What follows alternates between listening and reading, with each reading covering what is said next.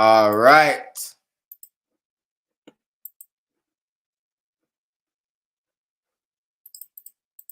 All right.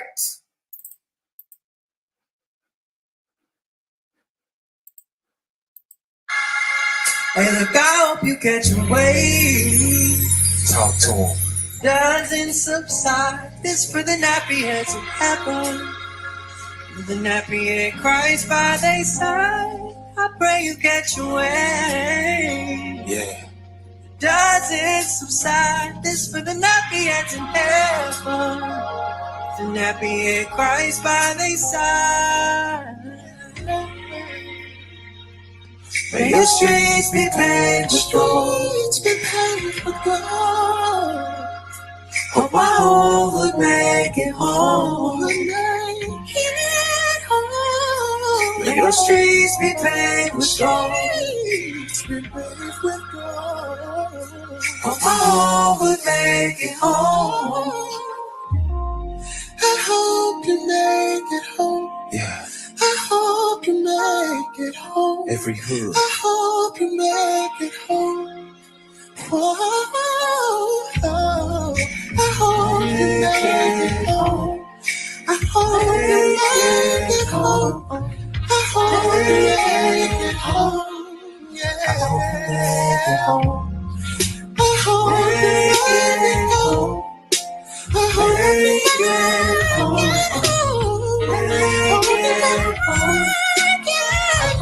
Make it home. Talk to him, Luke. Make it home. Talk to him, Luke. Make it home. Make it home. I hope you make it home. Talk to him, Dave. I hope you make it home. Yeah. I hope you make it home. Black people. I hope you make it home. Come on, come on. Oh, I hope you make it home. I hope you make it home. I hope you make it home. Make it home. Make it home. I hope you make it home. Yeah. I hope you make it home. I hope you make it home. I hope you make it home. Yes. Blessings. Big up everyone in the place. Yeah. This one today is going to be a different level. We are raising the bar today. That deadly storm battering the nation with blizzard conditions and dangerously cold wind chills, wreaking havoc for millions over the holiday weekend. Buffalo, New York, battling a brutal combination of 2 feet. Thanks for that, love. That was insightful. Yes. Big up everybody in the place. I'm going to let the place warm up a little bit for about 10-15 minutes. And I'm just going to be reasoning. I done a live stream yesterday and the day before. And you know what I clocked, yeah? You see when you're under attack, yeah? A lot of the time, we naturally as human beings respond from ego. But when you got good people in your corner, yeah, and you listen to good people in your corner, you're able to always reflect and see how you can always improve yourself. And I think that journey of self-improvement, yeah, car when people talk bad about man, they don't even realize that I don't rate my past self. Do you get what I'm saying? When I was young, I had a temper, like I hurt people, like there's nothing positive about it. That's why I don't even talk about it. And obviously, everything is first impression. So a lot of people's first impressions of me is as an activist. Do you get me? And I like that. I don't want people thinking about the past. Do you know what I'm saying? But when you're on that journey of self-growth, a lot of the time, when others around you ain't ready to make those moves, do you know what I'm saying? Whether that's bettering the way you roll, the way you present yourself, the way you respond to situations, you have to keep it moving. Do you know what I'm saying? And one brother did holler me and say, yo, Ras, like, what is man threatening you? Is it a thing? Like, do we have to step on that? And I'm showing man, yeah, give man the green light and that. You get me? And I'm saying, yo, you see man's thing, yeah? It's genuinely what it is. Do you get what I'm saying? So it's genuinely wanting to see better in the community and setting a better example for the youths. So me, unless it's a paedophile or a rapist, I'm not putting my hands on nobody, yeah? And I'm not sending my people that are fathers, my people that are uncles, my people that are sons, to go and do anything, yeah? Because I don't want none of my brothers sitting behind no bars. That's the real love. Do you get what I'm saying? And for me, all it is we, as a community, we have to recognize what the difference between an oppressor and the oppressed. You get me? Obviously, man can't get bullied, but you have to clock when someone's trying to bully someone and when someone's defending themselves. So someone said something to me today, speaking to my brother Big Russ, and he was like, they just hate to see it when people in the community go back and forth, like activists and that. And I said, I don't like how people describe it as a back and forth. You know what I'm saying? Because if there's one person that is not talking about the other person, they're concentrating on work, they're concentrating on building, and then you got another person that's attacking that person, then everyone should be getting onto the person who attacked first and say that you need to stop. Do you know what I'm saying? And obviously, I'm not going to get too deep into it now, and I'm going to speak very diplomatically. But of recent, that's exactly something that I've experienced. Do you know what I'm saying? So I have experienced people going and speaking about me, and then like people like Lioness Kicks, they'll come in and they'll say like we shouldn't do the back and forth, but really they need to talk when the person's starting it. If it's me starting it, then everyone needs to get onto me, the whole community. Yeah, everyone needs to get onto Raspek. Like, why are you doing that? Do you know what I'm saying? But if it's not me starting it, it's like if someone's in a fight. If I'm on the road and next man tried to come and try to put their hands on me and I defend myself, you can't look at both of us and say, oh, why are you not fighting? Like, it's either I get my head bust open or I defend myself. I don't really have a choice. Do you know what I'm saying? And I think it's very important. The work I do is obviously conflict resolution and youth violence. And I think it's very important to clock who the perpetrator is and clock who's defending themselves. Saying that, like, the reason why I'm doing these videos now before the end of the year is because next year I will only be speaking about ideas. So even if 1 million people make 1 trillion videos about me, I can't see them because we've got work to do, family. And you're going to see that in this video. We've got work to do. We have children that have been dying. And what we do as a community is we react and post RIP. 13,000 of us will turn up when someone's been stabbed. We'll turn up in the comments to say how bad it is. But how many of us are organizing before the stabbing to prevent the stabbing? That's what I want to know. How many of us are organizing before the youth violence? Because that's the conversation that I want to have. These are the ideas that I want to discuss. Who are the people that are setting up themselves to deal with the molesters and groomers before them even get the girls, the little girls? Who are the people? Or are we going to wait? Who are the people that are training up security in order to understand de-escalation and conflict resolution? So a situation like what happened in Brixton the other day where 2 people died doesn't happen. Who are the people? Or are we going to wait till someone else dies and say RIP? That is the question. And when I'm speaking to the men that used to go to war, men that got through slavery, when something goes on in the community, they have regulated men to doing 3 things. These are men, yeah? 3 things. We post it on our story. You see, if I'm going to do some role play. I'm the far right. I'm the racist guy that said that Forever Family's never going to make it. They're going to crumble after 2 years, right? Because that's what they said. You know what I'm saying? And it's either they're right or they're wrong. We either going to prove them right or we're going to prove them wrong. That's up to us.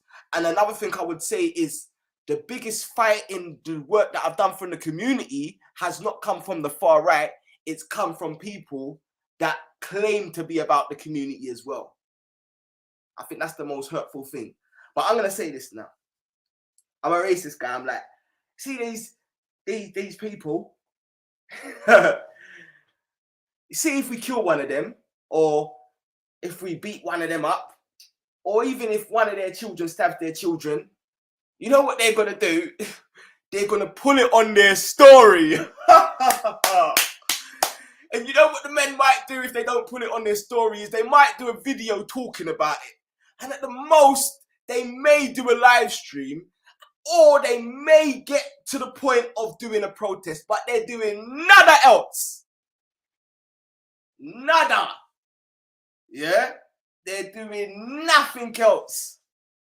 And men have to look at ourselves in the mirror and ask ourselves if we're going to allow ourselves to be regulated like that. Because I'm saying, if something's going on, if it's a bullying, we are setting up the infrastructure to train up people that can put boots on the ground and respond to these things in our real life. And of its kind, it's the only thing of its kind that I can see. Now, don't get it twisted. There are so many works to be done in the community. There's work on abuse against women. There's work on understanding things like autism and ADHD. There's work Black Pound Day. We need people that are helping the homeless. We need all of these infrastructures. And Forever Family as an organization is just there to signpost. You have Peaches in the comments. My brother Matchfit has set up something for men. My brother Matchfit and Nadine and a couple more of us set up something specifically for men who are being stopped from seeing their children, to teach them the process they need to go through to have access to their children. Now, my sister Peaches has a brother who specializes in that. So we'll put out our document and signpost that organization. So we're connecting up all of the dots now. But in order to connect up all the dots, we have to remain a neutral organization. And I'm not going to speak about anyone specifically, but if you have people that have a mentality of the way they speak, the way they address people, yeah, is one that could, because a lot of people will be like, oh, people don't support me. There's not a lot of people here. But sometimes it's how they treat other people. It's how they went about what they've done. There's never going to be a time when I say, oh, people don't support Forever Family. I'm always thinking and brainstorming with the team about ways we can make ourselves better so people want support. It's not about people not supporting. You have to better yourself. And we're going to go through that journey today. Let me check the chat. Yeah, big up everyone in the place, man. We're just warming up, man. We're just warming up.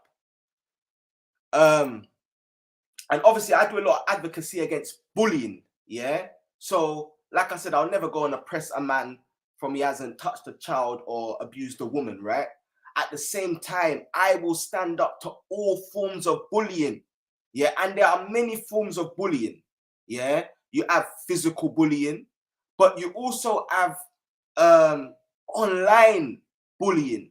Now, I'm not saying I'm a victim of, I'm not saying that I am a victim of bullying in the sense where it's affected me, but I'm saying that someone brought to me a case, right? Could have been anyone. They brought to me a case. The person was a psychotherapist, right?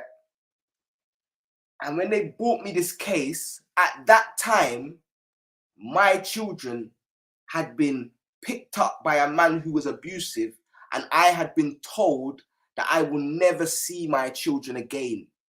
Yeah, I want people to understand what I'm saying. Yeah, and like I'm gonna go deeper into this tomorrow. Yeah, any man with daughters, just think about that. Any woman with children, just think about that.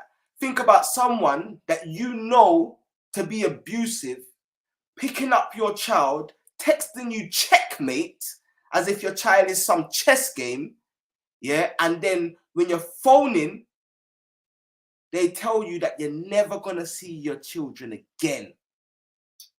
And you have no way of locating your children. That's what I was going through at the time when I was brought this particular case that I'm talking about.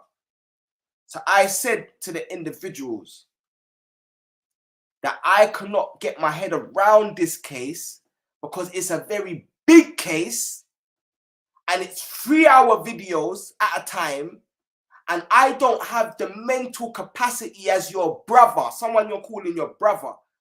Remember, this is my sister that's come to me with a case. Not a blood sister, but a sister that I rate highly. When this sister got into an argument with a man and he tried to say that she stole something, I'm not saying she stole it, but he tried to tell me, say she robbed him from 2 bills.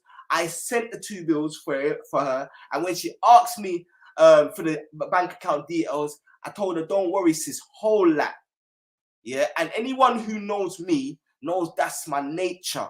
I've never run anyone down for money. One thing about Raspek is it's a problem that I'm not money orientated. The people around me get frustrated and be like, yo, Ras, you want to spend on the community, but what are you doing to make?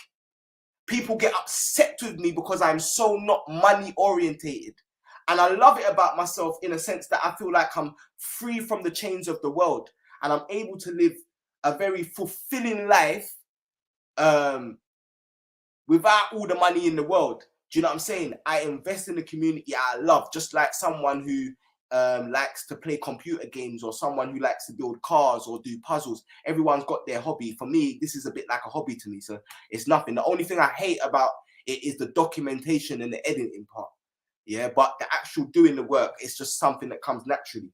And when I said this to my sister, instead of saying, because my sister's a psychotherapist, right? So instead of saying, my brother, I understand what you're going through. As a psychotherapist, I understand that trauma better than anyone else. My brother, take as much time as you want.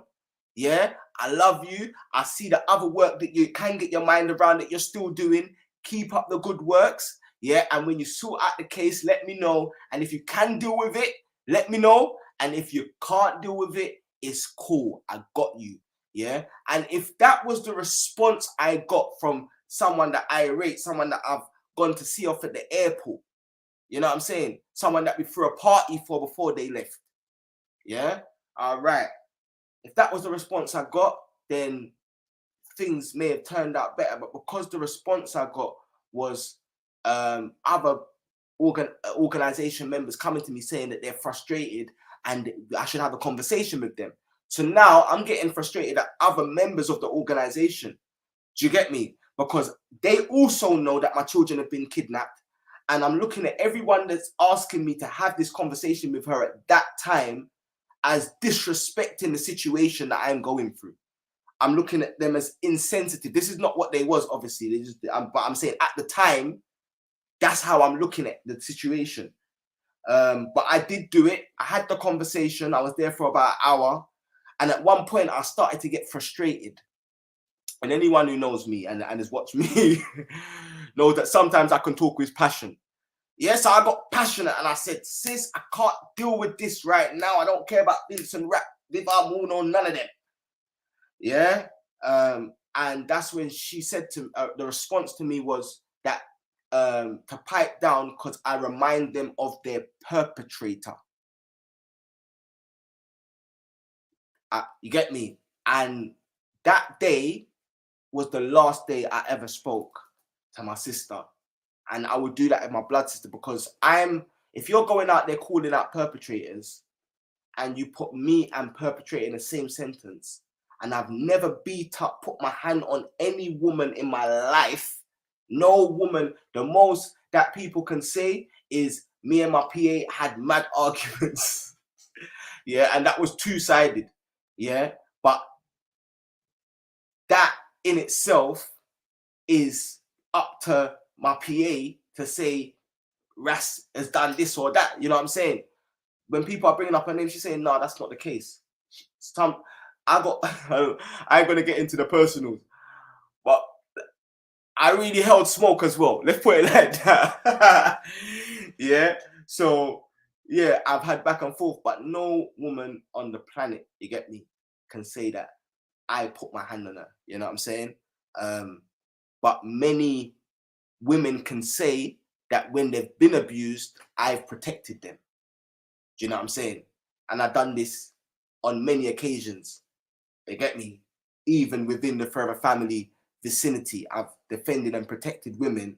And on a couple occasions, it's been with what you call a bad boy or a gunman. People that people know this person shot people. Yeah. And I don't care. I'm standing up, even though I don't want to get into a conflict with these individuals. I have to stand up for what's right. And that's why if I'm rolling with someone and I feel like they may be oppressing other people, I'm going to say, bro, you're oppressing people. You shouldn't shout at people like that. You shouldn't speak to people like that. And if the person's response is to shout at me, I'm going to remove myself from the situation. If I'm rolling with people and I feel like someone's slandering someone or guilty of defamation of character or emotionally abusing someone or even verbally abusing someone, and they've normalized that behavior, and I try to speak to them about it, but you can't teach an old dog new tricks, and they say they're not moving and they're going to continue to be verbally abusive to people, I then have the right to remove my energy from that energy. And that's basically what I've had to do on this journey. Yeah. So, as we're going along, let me see, 4 minutes to 8:30. So at 8:30, we're going to officially start the presentation. This is going to be one of the best live streams that I've ever done. It's very organized, and it's going to end when it ends, and it's going to cut off. But in 2023, I will only be talking about ideas, not people. So these last 3 days is the last time when I'm even addressing situations. And the way I'm trying to address situations today, unlike yesterday, is rather than it being personal, it's diplomatic. Yeah. And that's based upon the advice of the people around me, because I don't know everything and I'm not perfect. Do you know what I'm saying? But I'm trying my best. And hopefully by the end of this video, people will actually see the length of time. Peaches, you're going to see something in this video still. You're featuring. But yeah. Another thing I want to just quickly touch on is that we've done many initiatives, as you're going to see, within Forever Family. And every initiative, because it's a professional organization, it's not a ratchet organization. Yeah. It's a professional organization. We're trying to set a standard. We're trying to set a level. Yeah, we're trying to represent at the highest level we possibly can. Which is why we are very careful about everything we do. So every project that we've done, whether it was the clothing project, whether it was the community patrols, the back to school, it's been agreed from a board to a collective level that we would do these projects. Yeah. And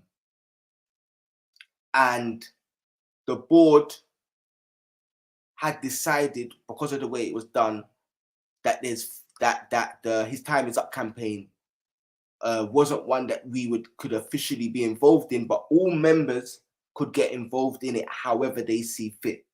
Yeah, that was a decision that was made. But there was a conflict of interest because the person running the campaign was also on the board. And many times, and this is why I'm taking accountability, this is my fault. It's no one else's fault. Many times, they would bring up their personal campaign within meeting settings that should have strictly been about Forever Family initiatives. And because I was dealing with the thing with my youths at the time, and because this is new to me, I I didn't make sure that we stayed on talk. So what had happened is this happened more and more, and then it became a comfortable thing.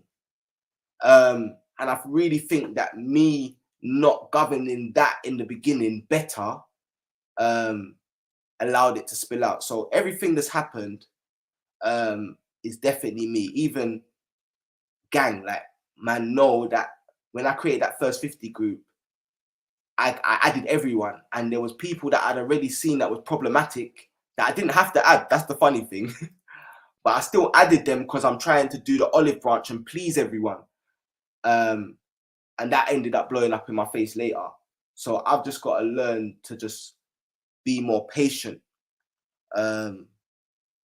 with how I vouch and how I move. And also I've got to be more clear about the principles that we're going to have. So when I said that, like, if someone says that they don't want to get involved in a campaign, that's not a justification for someone to go live and slander and attack and even lie about a young brother that's much younger than them. They're nearly 20 years man's age.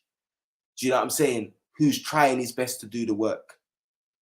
And someone not supporting your campaign is not a justification for that. That is actually a form of online bullying, and you're also coercing people to support victims. So people won't be supporting victims sincerely. They're supporting victims by at fear that if they don't support the victims, then they will be slandered by you. And that's something that I don't think we should accept in the community, but I definitely know that it won't be tolerated within Forever Family. Not by me, not by anyone on any level of the organization. And when you watch the end of this video, you'll realize why. We're not going to be able to flourish in the way we can flourish, because we've had to deal with a lot of conversations and concerns. And that's taken up our time, and we need to just stay focused on the mission. Yeah, accountability is everything, man. This is the year, like 2023 is the year of accountability for me, man. But yeah, no one's ever been forced in any Forever Family movement. But with this campaign, many people were emotionally blackmailed. Many people were called shook and scared. And I think that also, that kind of, when that happens to people, a lot of the time, it doesn't make, if someone's weak, they might, if you call them shook, they're going to do what you say, in it. But someone that's got a strong mind, even if they was going to come, they're thinking, no, because now you've kind of made it difficult. So these are things that we can all learn from. If we want to, if we're about learning, if we've got growth, if we've got space for that. If we know it all, we know it all. Do you know what I'm saying? But I don't know it all. I'm still learning. And another thing is, like when people join anything, you know what I'm saying? People should join things with a clean heart. So a clean heart means if I join United Borders and I help mentor 10 children, I can't then ask Justin to do something for me, especially if it's problematic. And then when he doesn't do it, start slandering him, because that means from the very beginning, I was doing what I was doing with an ulterior motive. You see, if people came to me in the beginning and said, yo, Ras, we're going to set up an organization and we want to do this, that. And then I said, yeah, let's do that. And then I'm turning back on my word, I can understand that. But if you come to me as a person that's very neutral and promoting unity in the community, and then your vibration is different, then please don't blame me, you know what I'm saying? When I kind of have to realize, oh, you kind of changed, because that's not what you was on. But this one's called This Is How We Go to War. And what I was saying earlier is the war back in the day was spears and knives and going to the battlefield. The war of today is about self-control. The war of today is about consistency. The war of today is about spreading love, charity. The war of today is about having thick skin in order to be able to work together. I was speaking to a brother today and he said, yeah, he had to step out because he couldn't work with it. And I said, bro, if we're all like that, we're never going to be able to build anything. So you can be a warrior, you can have a warrior heart, but the biggest warrior heart that the people that love to see our children die hate the most are the people that have the warrior spirit that is able to realize where we're wrong, take accountability, better ourselves, put our differences to one side and work for a common cause. Yeah, but without that backward work of bettering ourselves, we can't be at a destructive level and expect. So we have to work on ourselves first, which is why next year for me it's about the work that I'm doing on myself. All right, so we're gonna start this live stream. Yeah, yeah, and I think people that can't take accountability, it's hard for them to. They can lead sheep, but the majority of the community will find it hard to deal with that. Do you know what I'm saying? I think that's a big thing. But all right. We're starting this thing now. We're officially starting now, yeah. So this is gonna like be a presentation. So I'm just gonna go through. So we're starting here, yeah. This is the Leco Rebel Youth, yeah.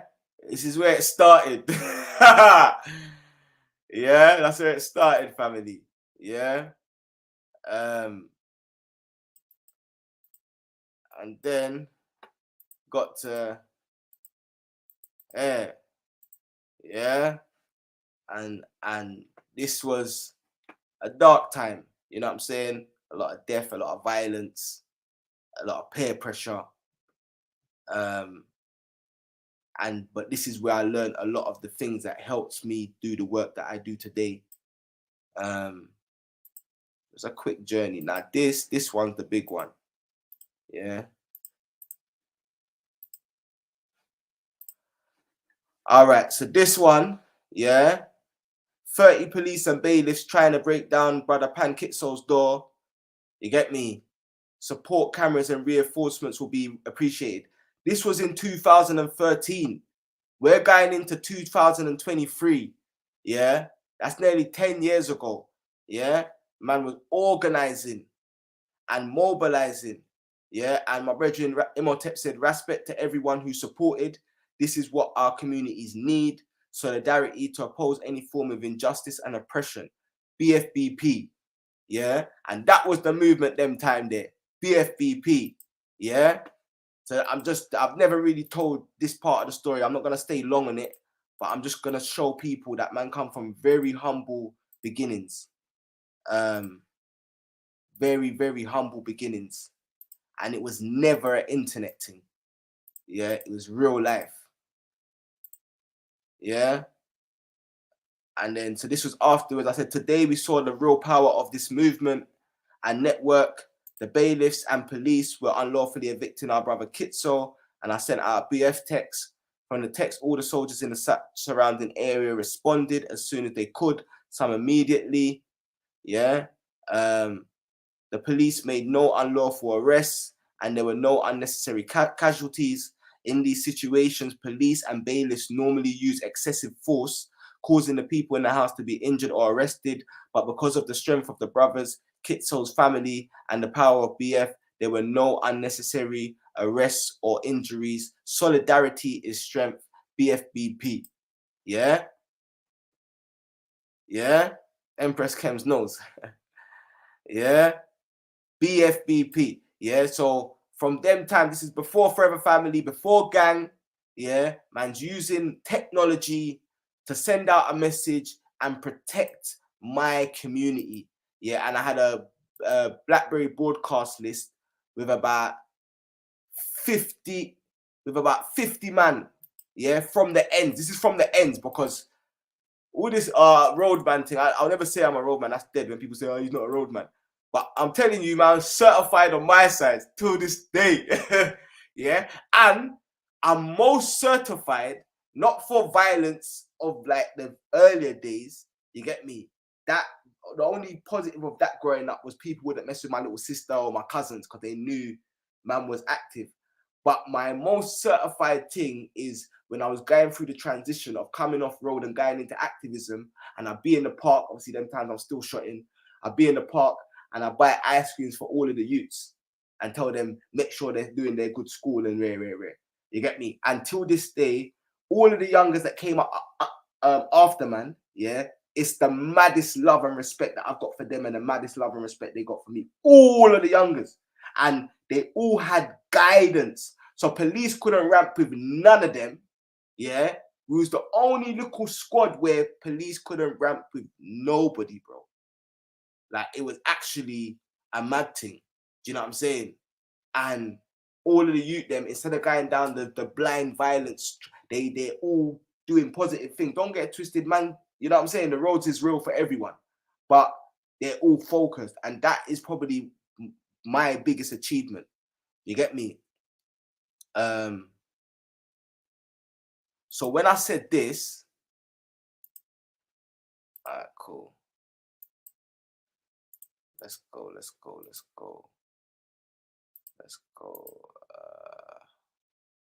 Where is it? Oh yeah, this one.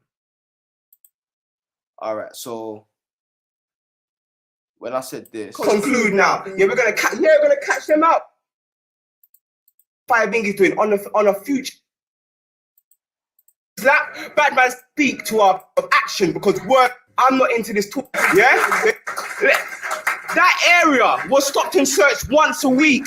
Once we started operating there, we not 99%, not 99.9%. Stop and search are stopped in that area 100%. Boom, gone. Please don't come round there again because they know what they're going to be coming up against. They know what they're going to be coming up against. Yeah, they know what they're going to be coming up. Giants in the community in that room as well. Giants, you get me? Like big sus, you get me? Like, remember, man answer to big generals like Big Sus and Leon Negus and them, man. They're Black Child Promotions out here shotting books on the strip, set the foundation for man. What are you talking about? You get me? This ain't no big man thing. You get me? This is facts. So that's basically, I'm talking, these are the youngers now that I was talking about in that video. That they was 13, 14 asking police, are we obliged to speak to you, officer? Like, no joke thing. Yeah, young warriors like Dini, Mohideen, Young Sticks, you get me? I got mad respect for my young soldiers. These lot are some serious youngers. When it comes to Babylonian injustice, they're the ones that will ride out and back the confrontation. And they're the ones who record all the videos you've seen. Some people want to call the youth hoodlums and street rats, but those who know the truth know they are warriors. Never forget Malcolm X was on the roads and went to jail before he emerged to be one of the greatest leaders of the Black Power struggle ever. You know what I'm saying? Yeah, real life. You get me? And them man are all, you get me? One of them went to Dubai, got married. Yeah, because, yeah, like these man, yeah, all are living now, innit? They're all doing something, innit? Do you know what I'm saying? Like, they're not in jail. Do you know what I'm saying? So yeah, when I said I had the BF text, like this is just, and these are all foundation dons. Foundation dons. That's me there. You get me? Greened up. You get me? RIP Dels. You know what I'm saying? And I don't think there's no freeze. You get me? But yeah, that was. I'm just kind of just going through some of the history. You get me?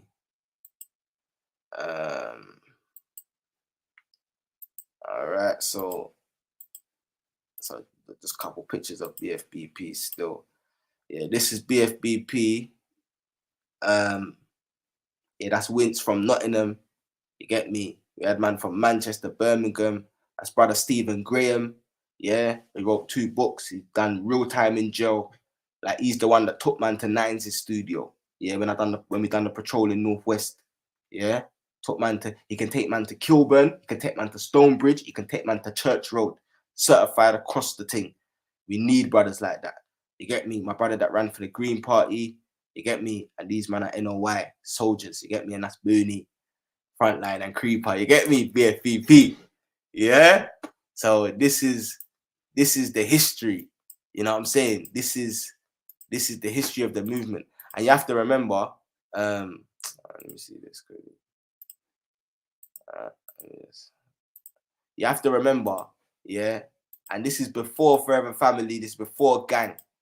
BFBP went to Nottingham in a 5-car entourage. Yeah, 5 cars up. Yeah, Tods and them man, Booney and them man, Gully and them man, Rolly and them man. Yeah, and there was man that had beef before rolling out together. You get me? This is an original BFBP picture. You get me? Like, you know what I'm saying? We need Flavie and Jazz still. You know what I'm saying? But original BFBP picture, Rolly, you get me? Todd before the locks. You get what I'm saying? Sister Claudine, Foundation, Back to Eden. She used to manage Back to Eden, which is a shop in Hackney. And that was the HQ. You know what I'm saying? Shakaran, the Handa from the Al-Cable and Revivalist movement. You get me? And the Al-Cable and Revivalist movement youth. The arm and the army, you got Booney there. You get me? JJ Soul, Shanice Imhotep. You get me? Like, this was Foundation BFBP. You know what I'm saying? That's the beginning of the thing. Yeah, Shakara, Messiah Storm. That's where it all started, man. We're gonna get into it in about 5 minutes. Yeah. Be a good one to watch back. And then you add that's me out with my oldest daughter on the front line, 2013. You know what I'm saying? And the reason why I'm sharing this is because, you know, where people say the internet and that, look, this, let me show you, blood. Man had no social media reach, but I didn't care. I just was doing the work, you get me? Because I had reach on the road. This thing got 2 comments, which are my comments, and 1 like. Yeah? But we do it for the love. We don't do it for the likes. That's why we continued working. Because it was never about the likes, fam. It was never about social media. It was never about followers. It was never about views. It's definitely about reach. So if I can reach 50 serious people with a real warrior spirit that can put their differences to one side and better themselves in order to be the best example possible for our youth, I'll shut down my social media today. You get me? But until then, I will use social media to find those great people. You get me? Some of them are in the chat, yeah? And many of them are in Forever Family. Great people. And that's the only benefit that social media has to me.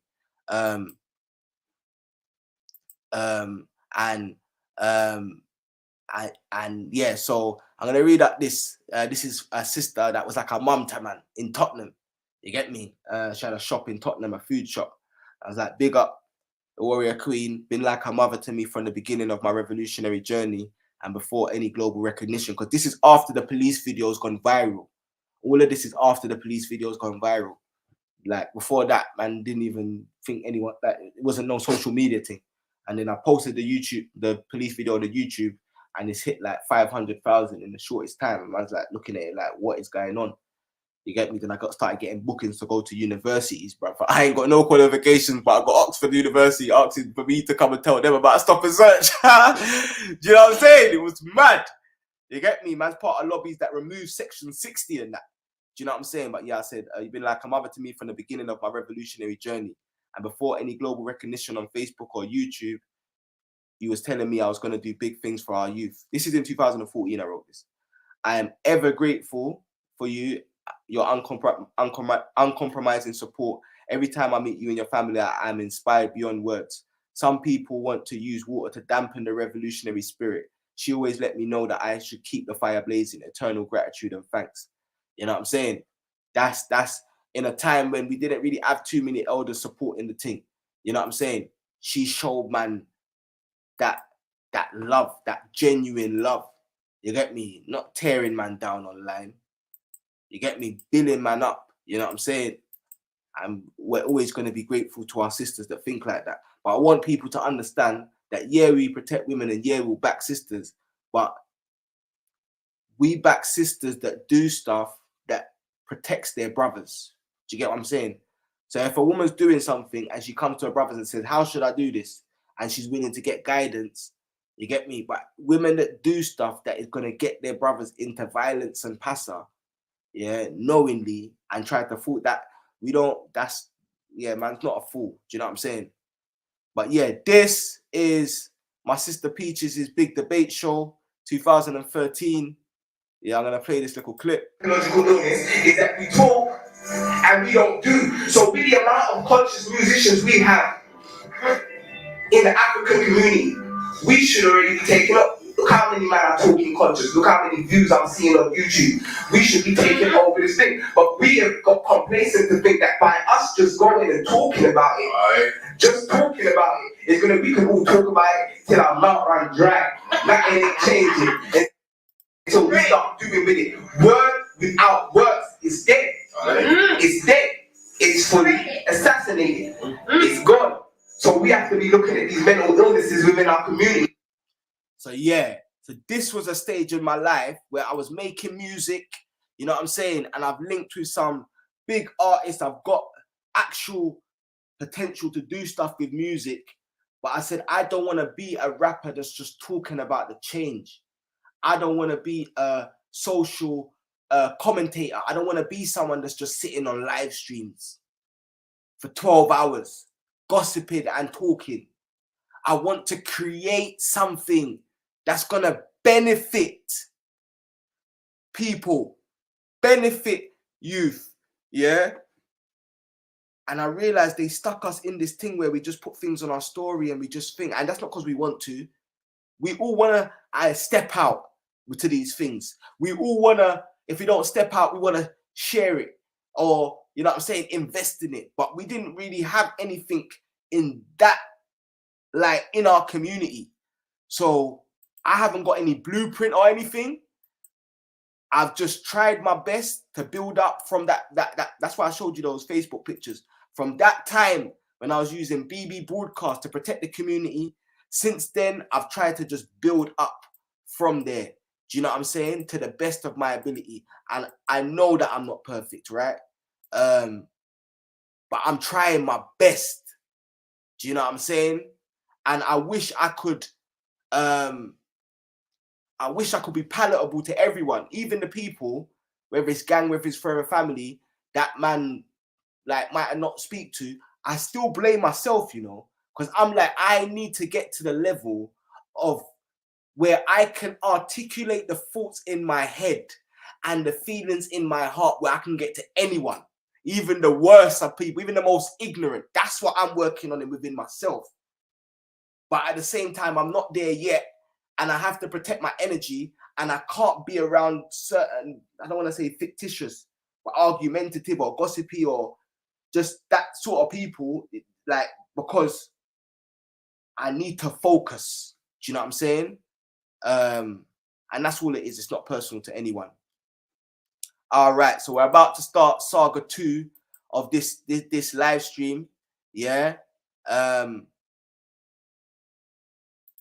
on. Miss Gada Iros. I haven't done it today. So what I'm going to say quickly is thank you for everyone that's in here. Big shout out to the 32 likes. You get me? And put your ones up if you're here for this. You get me? If you're here and you've been on the journey with us and you feel like this live stream is beneficiary. You get me? Or beneficial. Sometimes uneducated about beneficiary, you know? Madman. You get me? And I want to greet everyone as well still. Big up Miss Gadite. Come on. Long time. Man like Johnny Salam. Yeah. Clarice Starling. She Kingdom. J Jack. You get me? Peaches. Buddha Bing. Sister Lizzie. Empress Kems. The Great Honor and Prosper. Abu Chai. I Roast, Ali Danger, Empress Ali, you get me? Lioness, come on. Ryan Samuda, you know, big documentary maker in the building. By the way, Ryan Samuda, for those who don't know, is a big don. He's the one who shoots a lot of the documentaries for our people. Do you know what I'm saying? And make sure we get a fair thing. So when we done the BBC thing, I was, you know me, I'm iffy with the media people, you get me? But when I saw Ryan Samuda was on board, I said, say nothing, broski. Let's do this. You're going to like this live stream as well, bro. You're going to get some good insight. You get me? Big up Chris UK tuned in. My bro. Marley D. Kill anything fruit. Yo, Shisu Uchiha. AJD. Battle of the Soul. You get me? And I have to say, yeah, I'm not without try. Obviously, I'm not trying to. See, the thing is, yeah, like people have to know, yeah, man's got people from all over. You get me? And I've got sisters from all walks of life. You get me? And I love them. You get me? But they know what I'm on. But one thing man's not gonna do is try to make anyone feel uncomfortable. You know what I'm saying? But that's. I think we're gonna have a conversation next year, which might be a bit difficult to have, but yeah, we're gonna do it still. Big up Amy True, my sister that I see earlier. I see her in the chat. Big up Amy True. Okay, my people. Yeah, now we're gonna get into the meat of it. Are you ready to get into the meat of it? I'm telling you, see this live stream, the way my tabs have set, it's a mad thing still. I've never done a live stream like this, and we're getting to the good part now. That first part was just warm up, you know, warm up and backstory and history and met the people who haven't seen the live yet, jump in, and you get me. But right now, we're gonna show the work that has been going on over the last 2 years, and it's never been seen like this before. So I'm actually excited because we don't need to beef. We don't need to go back and forth. We need to let the work do the talking. Put a fire emoji if you're saying we need to let the work do the talking in 2023. Because anyone can sit on a panel and lie. Anyone can say a man abused a woman, but not have no woman to come forward. And I'm not even talking about a woman saying that. I'm talking about a man saying that. Anyone can make up stuff. You know what I'm saying? But that's why my first video about gang, everything I said, I put the evidence with it. And I didn't mean to do the name dropping thing, but I said names who could verify and clarify. And these are integral people. Content over everything is integral. He ain't gonna lie for me, bro. Definitely not. You get me? You get me? Booney. And like I said, we're restarting Gang Unite TV. You know what I'm saying? So I'm gonna post that in the chat for anyone that hasn't added it yet. You get me? Because this channel is what we're gonna really use to combat youth violence again. We're gonna revive Gang Unite. I think that's important. Because it's about the works. It's not about one individual, you know what I'm saying? You know what I'm saying? All right, cool. So it's coming up to 9 o'clock. I want to say thank you to the 37 likes. Thank you to everyone in here.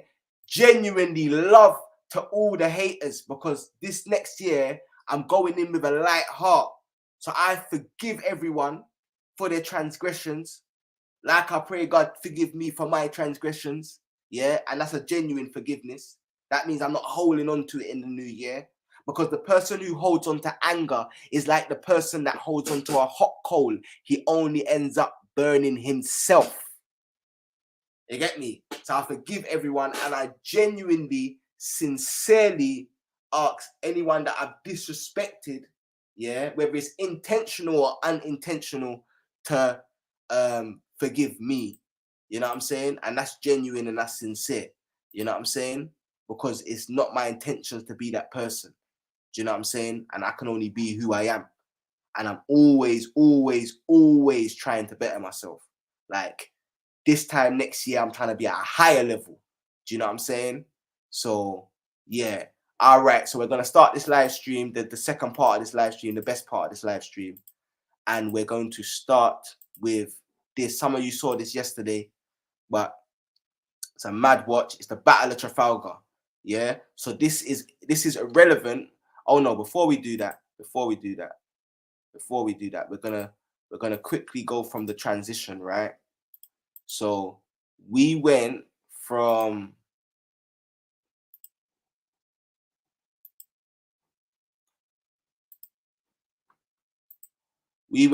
this, yeah, that one little ghetto you that I posted in the beginning, that little ghetto you in the hood that was sure that he would never get a job and that he was destined for prison or jail, managed to galvanize and do the impossible. Because remember, when I started this work, everyone said, you can't do that, you can't do that, you can't help the people, yeah. To this, you get me, Leo COE's there, you know what I'm saying? And obviously names in the first picture, Booney and them man there. So it's from BFBP to gang to this, yeah, to this.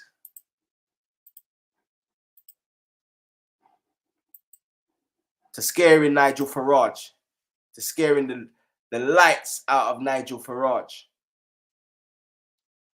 yeah. Come on, man. I'm gonna do that one more time, you know, because I feel like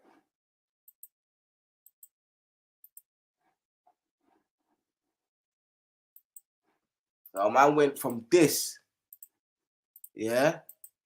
Cause this is if I die tomorrow, so I want my youths to be able to look back at this video and really see the journey. Pops went from this, yeah, with the gang, the original, the day ones. You get me? Bear man went jail, bear man whatever. You get me? Some man RIP. But went from this and mobilizing the block to police our own areas, yeah, from as far back as 2013. We're going into 2023, yeah. That was on the block. It's normal. The ends, the man them. Do you know what I'm saying? To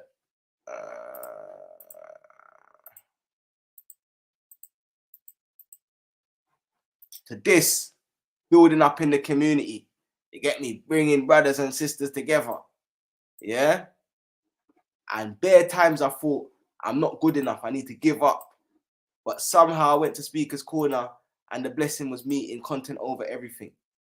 And with content over everything, yeah, and in filming and the debates and the G circles, we went to this. Yeah?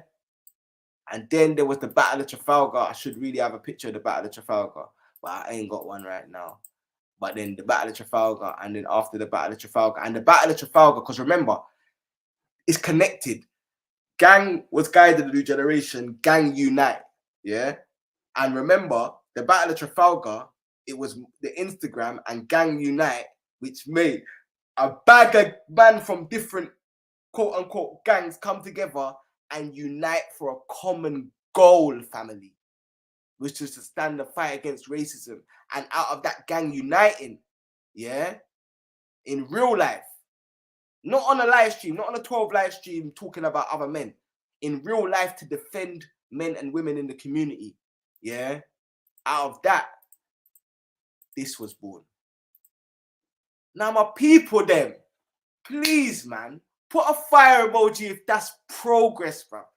Because I'm just a nobody. I'm just a ghetto youth. I'm a nobody that tried to protect the community and got one like. Nobody even saw my thing, except for in the ends, obviously. And I went out there and I met man like Leonidas and Big Sus. And we reasoned and we said, yeah, we need man them to train. And you get me? And I went and I saw Stephen Graham and I went Summer Leighton and I spoke to Judge of Souls and you get me? I learned from Akala and I reasoned with Megan. I learned from Swiss and yeah, one ghetto youth went round to the different ends and I kept on asking every man on every block, like, how can we solve this thing? How can we solve this thing? So this isn't my idea, fam.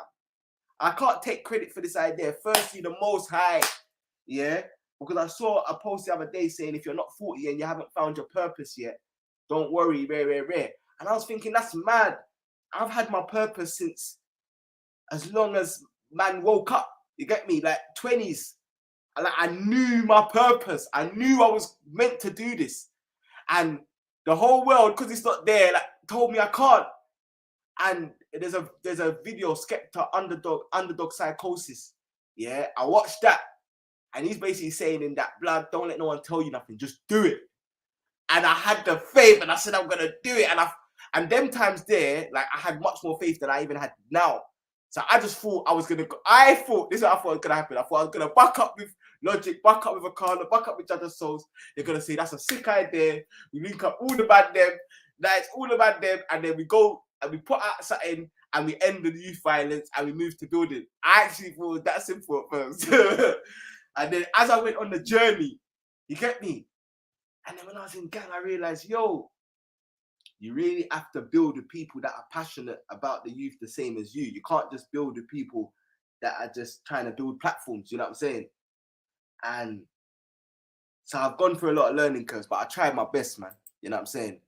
And I feel like we've made some progress, man. As much as people criticize us, like, the people criticizing it ain't doing it, you get me? So, but anyway, so that's the journey we went to. But this is the events that basically caused that picture that I just shared. So I'm gonna watch it. This is a movie, family. I beg you lot, yeah. Please watch it from start to finish, yeah, and listen. Obviously, the middle is a bit mad, you get me? But the beginning and the end of this video is so powerful. Like, it's actually real. Do you know what I'm saying? It actually shows you Gang Unite and Forever Family. You see the transition, how it was born.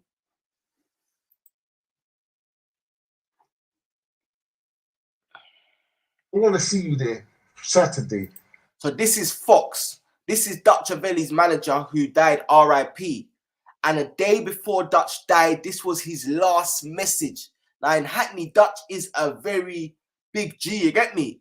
So even when I was going down there, like the big OGs that I knew that was coming was Fox and Mega and Fox. Those are the two man who gave me the confidence, because I was saying, yo, man's going there, if the community's going there. But there was a lot of man that was worried that it would turn into a bloodbath. But Mega said he's going to be there regardless. He's going to be at the embassy. And Fox said he's going to be down at Trafalgar. So, and then Mega's group was going to come and meet us. You know what I'm saying? And that day, it's Stormzy that brought through the reinforcements. That day, Stormzy and Fecky brought through the reinforcements. Me and Mega on one side, surrounded by their racists, just trying to organize the people and defend myself. And then Stormzy and Fecky came through with the reinforcements. Yeah, and we started cheering, you know what I'm saying? And then off the back of that, obviously Stormzy's gone to do too much stuff, like the football club, the where stuff, he thinks mad. And Fecky went to build CC Foundation, and Swiss built up Black Pound Day, and Mega Man hit man up and said we need to create something that can protect the community, you know what I'm saying, in a case like this. And that's what we started Forever Family. But Mega's vision for it was way bigger than just what you see already. There's a real big business element that you're going to see as time goes by. At fucking Trafalgar Square. So this is Fox, RIP Fox. Yeah, so this is a man with a lot of influence in Hackney, East London, and he's saying, yo, this is what he said. And this is before the whole madness with Dutch, so don't get on to me, you get me? I want to see you there Saturday at fucking Trafalgar Square, 1 o'clock, yeah? So we can stand together as one voice, as London. You understand? Spud each other, shake hands, hug, and say, you know what, you're not my fucking enemy, bro. Even if we achieve that, to me, we've won. You lot are killing us anyway. When coronavirus goes, police virus is still here. Racist virus is still here. So, I'm going marching, innit? I don't care who disagrees or whatever. You know what I mean?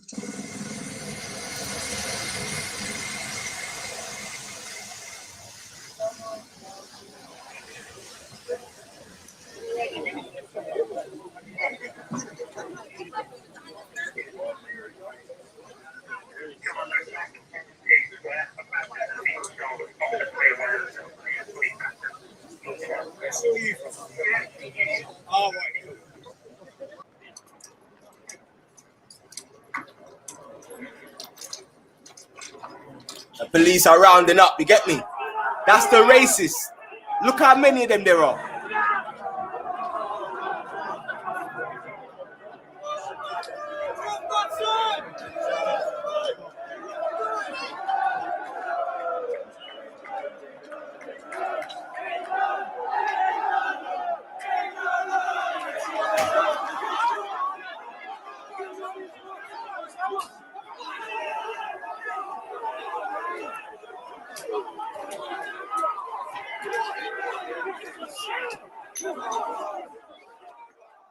Thought there would be more people here, to be honest. Yeah, I don't know. It's still early days. Still early, yeah.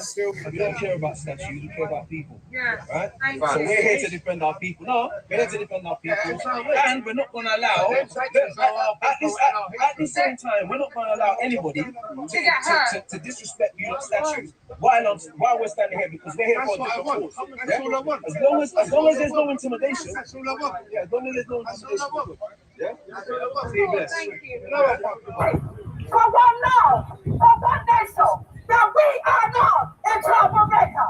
We are for peace and justice. And justice, no peace. No justice, no peace. We are Americans. We're warriors. We are warriors. We are warriors. We are warriors. We are warriors. We are disciplined. We are disciplined. We are disciplined. We are disciplined. We are disciplined. All right, let's go.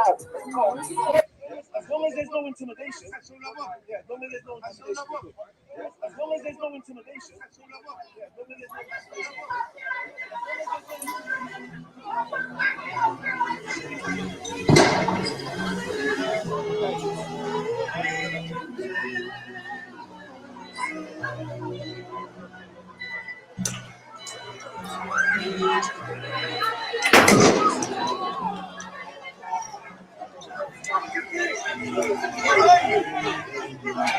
They're doing monkey chants there, by the way. He's doing monkey chants.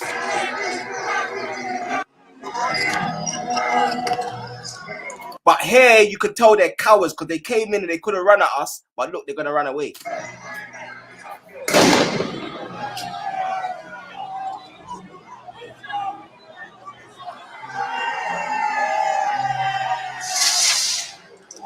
Fireworks.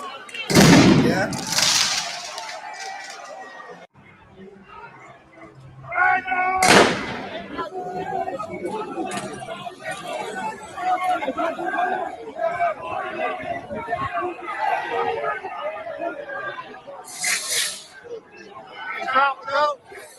Yeah, and for the people saying it's not about race, just know this, innit? Yeah, that video that you're seeing there was posted by was videoed by my white Muslim brother Jordan M, and that's my broski, because he stepped out on the front line to stand out against injustice. Yeah, based on him just as Jordan, even if he wasn't Muslim, but his deen inspired him to stand out against injustice, and even he got a fight for that. You know what I'm saying? So don't get it twisted, fam. There's people from all over. Like, don't think Forever Family is simple. Do you know what I'm saying? Yes, I'm a black youth that came up in the black community. Yeah, and I've had to deal with a lot of racism against black people, and that's an issue that I definitely speak on. But never will I berate anyone else based upon where they're from, because it's funny. I had someone who came into the organization very early that basically they was anti other people, and I was like, yo, I don't judge people like that. And that person who warned me, yeah, that other people are gonna destroy me, is the person that went and tried to destroy me, and the other people have just been supportive and loving. Do you know what I'm saying? So for me, I just judge people by their actions, man. You get me? Their actions and their heart. You get me? But yeah.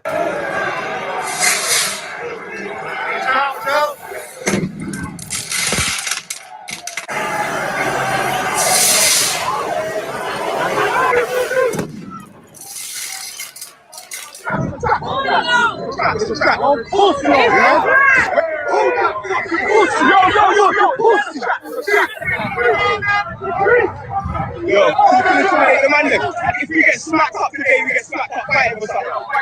Yeah, I'm acknowledging that I can get smacked up. Yeah, but if I get smacked up, I'ma get smacked up fighting for something. Yeah, we put our lives on the line this day, family. Like, people can't belittle it. We were surrounded from all sides and we stood firm and stood our ground. And I know my brother Johnny would have been there if he was over here too still. Let them come to us. Let them come to us. Don't go over there. Let them come here and get smacked up. There might be 200 of us, but these are the most rowdy 200 they're gonna ever see in their fucking life, blood. This is 300 the movie, fam. This is the real Black Lives Matter. This is the real fight against racism.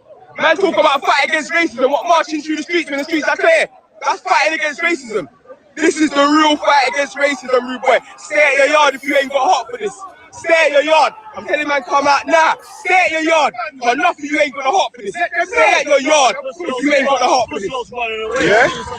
Are you mad? See Spartans thing. Spartans thing. Spartans thing. Spartans thing.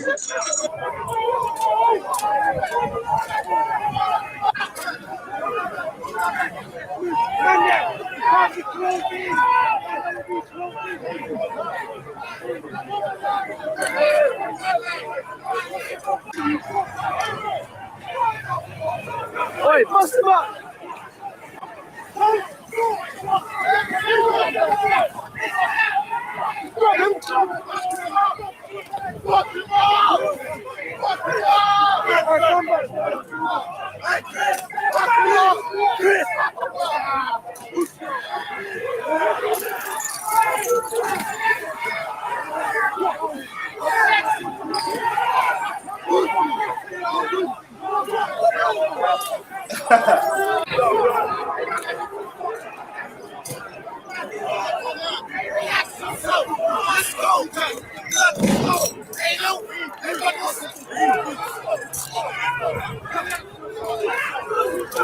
Told you guys to be here, yeah? And none of you guys are here. And every single one of them that steps into this Trafalgar Square, yeah? They got stamped out. Every time they stepped into Trafalgar Square, they got stamped out. And none of you guys are here, yeah? Just remember which real hard niggas are here. Black people are here, defending our cause. Remember that. Wait, here we go. None of us have been nicked. Yeah? None of us have been touched by feds. None of us have been touched. We got one of them though. We got more than one of them. Yeah? They've been beaten and they've been bruised. We got brothers out here that are calming down the man, them stopping them getting torn out. It back. Backups here. Yeah, this is when Stormzy and them lot came with the reinforcements. Before this, I can't lie. Like, obviously, man's a braveheart. Man can deal with war, innit? But yeah, before this, it was tense. I really thought they was going to get through and hurt one of the women or children or something. But after this, we knew.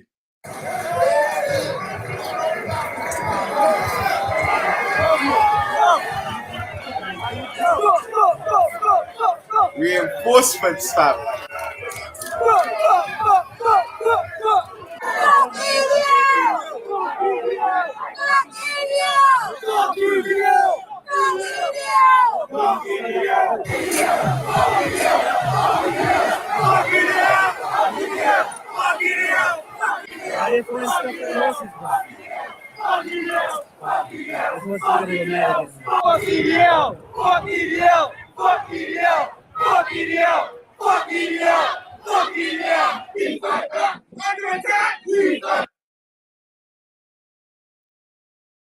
No, don't do that, internet.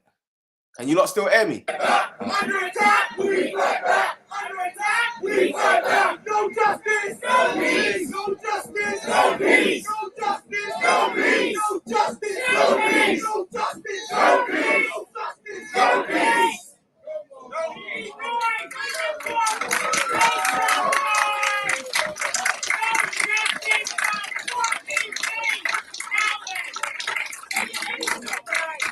Squad each other, shake hands, hug, and say, you know what, you're not my... Like, remember, this was Fox's dying wish, you know, and it happened, fam. Squad each other, shake hands, hug, and say, you know what, you're not my fucking enemy, bro. Even if we achieve that, to me, we won. The police were surrounding you, man. They weren't trying to come get involved. Yeah. So when the the title is ready how to go to war. Yeah, that's how we go to war. We don't need to go out and fight no one. Obviously, we defended our people on that day, but the best thing was the unity and the love, and then Forever Family, which was born out of that. Spud each other, shake hands, hug, and say, you know what, you're not my fucking enemy, bro. Even if we achieve that, to me, we won. The police were surrounding you, man. They weren't trying to come get involved to push them, to pull them away, get me. If anything, they were trying to keep us away from them. You feel me? Okay. And that's when Storms and the rest of everybody come, and then we run through and bust through and reinforcement. Okay. And then you man run over towards us like, yeah, we're in the building. Yeah, man, I enjoy that, man. See, that feeling was different, cause there was man there that had beef through like 10 years ago. Yeah. We was hugging each other, bro. Yeah. Raw. Fam, was hugging man like story, you know, fam. Yeah, this is real life testimony. He said there was a man there that he had beef with from 10 years ago, and he's not the only one. And they was hugging each other. And Fox, before he died, that's what he asked for. While he was there fighting, Fox was fighting for his life. He was in hospital. But he asked for this, and this man is telling you that's what happened. If that ain't something that we need to appreciate and celebrate, you know what I'm saying? I don't know what we're going to celebrate then. I don't think people get it. Like, go true, brother. Yeah, bro, because obviously you man was in stock, and then obviously you saw the reinforcement, you man got gas, like, they're here. Everyone's here. I was jumping, that man hugging, man, bro. I was hugging, man, I don't even know, fam. And it was mad, because the energy was different. It was a family type energy, like we know, man, for like 100, like, since day one. Like, I was hugging, man. Family type energy. And then what did we create? Forever Family. And I'm going to show you, you've already seen the family element, but I'm going to show you how Forever Family is going to be here forever. Watch this now. Watch this space. It was a family type energy, like we know, man, for like 100, like, since day one. Like, I was hugging, man, like they were day one to get me, but I swear down, I would have lied to you. And there was a guy there that never had beef from way back, and we saw each other, kind of gave a half a second look, and we thought, nah, fuck this, man, just hug, man, and say, listen, so long, we're not all here for the same thing, so it's all cool now, you get me? It was nice, man, it was nice, bro. It was a nice feeling, I'm not gonna lie, the energy was different. It was a different energy, man. The energy was different, bro. It was different. It was Storms and Mega, everyone was just, bro, listen, it was different. You'd have to be there. Anyone who wasn't there, you'd have to be there to understand. Yeah. Just be there. The energy and the vibe was something else, man. Something else. I said, see the next one. I'm coming down. I don't care where it is. I'm there because the energy. I want to feel the energy again. Yeah. You feel me? Yeah. Yeah. So that's Saga 1. Yeah. Don't worry. It's gonna get better, family. It's gonna get better, family. So put your ones up if you're still tuned in. Put your ones up if you're still... I want to see if my people then falling asleep on me during the movie. You get me? And that movie was important to play because it sets the precedent. You know what I'm saying? It sets the precedent. All right, let's go.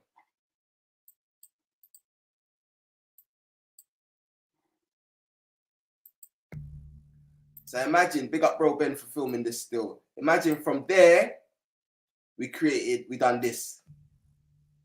We've got a weapon. The people after the Battle of Trafalgar that said we need to organize. We done this. And I said we're going to war. Listen about the weapon that we're going to war with. We've got a weapon that's much more strong than any gun or any atomic bomb. Yeah? Our weapon is love for each other.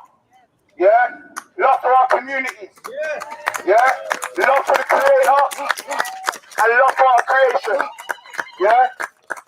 That's our most powerful weapon. And our second most powerful weapon is our minds. Yeah, we understand the law. We understand that if you haven't seen, smelled, or touched us, we do a direct crime, then you're acting out of prejudice. Yeah? So we understand how to police the police in our communities and protect our youth. Yeah? We understand conflict resolution. We understand that we're stronger together. And the only way, that we're going to change the bad in our community is when the village comes together. It takes a village to raise a child. We are the village. Come on. We are the village. Come on. And finally, physically, we got Sensei Heru, because every single member of Forever Family is trained in the basics of Brazilian Jiu-Jitsu. Yeah? Every single member of Forever Family is trained in the basics of Brazilian Jiu-Jitsu. Now it's gone up from that. We got the basics of that, but we got boxing. Next year we're gonna have access to Muay Thai and BBJ, Wing Chun. You know what I'm saying? Close body protection, so that's weapon disarming with some real dons who know the thing. We've been doing that for about a year, something. First aid, recovery position, what to do if someone gets stabbed, police to police global. We've got presentations ready to teach people and empower them and send them back in the world. And once you learn something, you can't unlearn. And that knowledge that you're taught will last forever. Forever Family, yes. Yeah? Hands on. Yeah? What about when you ain't got your gun, family? What about when you ain't got your knife? Yeah? We can use our bodies and our fists. We got man like Avengers, yeah? Brazilian Jiu-Jitsu man them, Capoeira man them, Wing Chun man them. Every kind of man you have in this thing here, you know. Every kind of woman you have in this thing here, you know.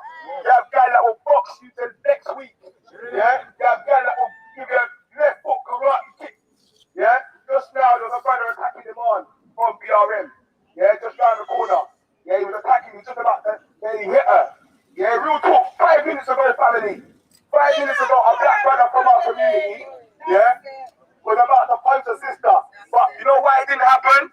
Forever Family! Forever Family! We're doing our job, yeah? The police saw us, it was coming over, they saw we had it. Yeah, dissolved the situation, told the brother to go back his way, and told him he can't speak to the community like that. But there's a reinforcing power. Forever Family! Double left! Double left! Double left! Fist! So you want to say something quickly for me? So yeah, so that was the foundation. The first time we stepped out, our weapon is love. Yeah. And then after that, I've got a next video where I talk about all of it. You get me? But after that, the whole far right got shook. Yeah. So watch this one now. Please explain to me why this is illegal, but this is okay. Back in 2016, I walked through Bury Park holding a cross and wearing a beanie hat. I was convicted of wearing a political uniform under the Public Order Act 1936. Now, despite this being my first offence, I was handed the maximum sentence. Now scroll forward to 2020, and we have Black Lives Matter paramilitary groups marching through our capital, wearing ballistic vests, using comms equipment, screaming abuse at the police, and nothing is done. During my trial, the prosecution said that my hat and green coat constituted a political uniform and were intimidating. So if this is intimidating, then what on earth is this? No one in their right mind would believe that this is in the name of equality. Now, this is about power.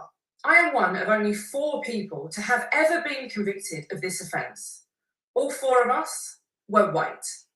When the laws of our country are only being applied to the indigenous race, something has gone horribly wrong.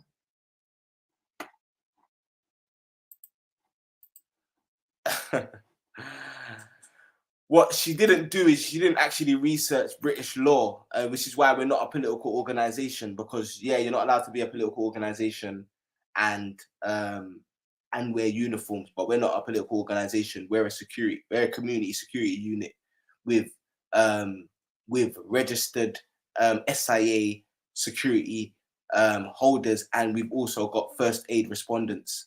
Yeah. So yeah, you can't really put us in the bunch with the rest of them still. I'm sorry. I know say you want to, but you can't, you know. I'm just looking for this. There's one video that I was meant to line up with the rest of the videos that I didn't pattern. and I don't think I know where it is. So all right. All right, what we're gonna do is we're gonna play this video. Can't play too much of it. So I'm only gonna play a short section of this video. I'm gonna upload the full thing to my Patreon only because there's certain things that I can't put out there. But I just want to explain to people what happens when we get and the reason why I had to play that last video as well is something was said about Sasha Johnson, and I've never had nothing against my sister Sasha Johnson.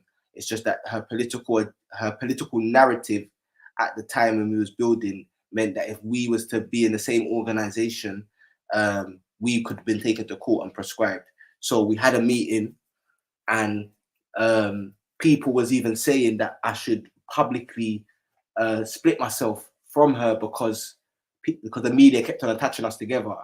And we came to a conclusion we didn't need to do that because she was a part of Initiative Party and she was being guided by Craze 24 and 2 Badder, and we would just see how the growth went. And unfortunately, the sister was shot in a mistaken identity, or actually not a mistaken identity. They were trying to shoot someone else, and she ended up catching a stray, and she's in a coma. You know what I'm saying? And we pray she recovers because she's a mother of 2. So even if you don't agree with her political ideologies, she's a mother of 2. Not anyone that wishes that on anyone is a wicked piece of work. But I'm kind of like, I don't like guys. I'm not that kind of. No, I'm sorry. I didn't do that shit. Come on, no, it's okay. It's fine. I'm gay. I don't like guys. So. What, you like yours? Yeah, I have a girlfriend. So yeah. How old are you?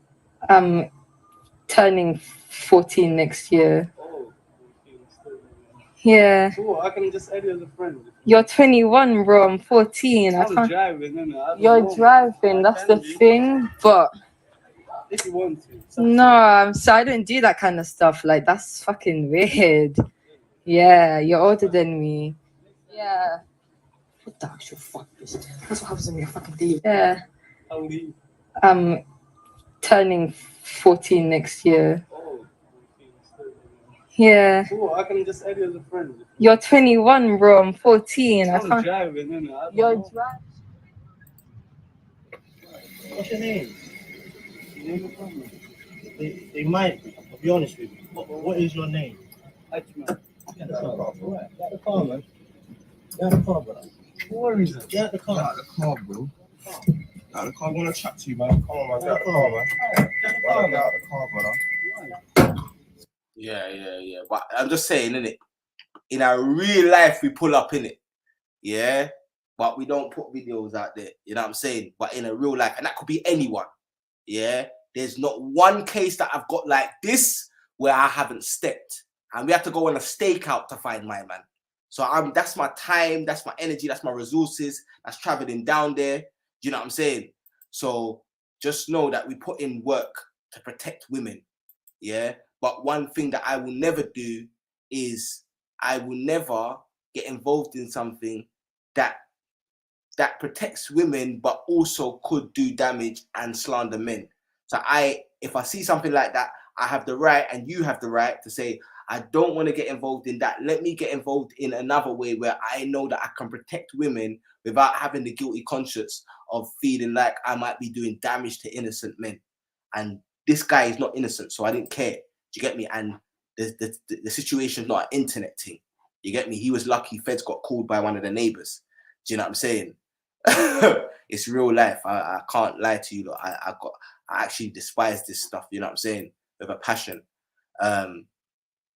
So yeah, we're very, very, very active in our real life. You know, in our real life.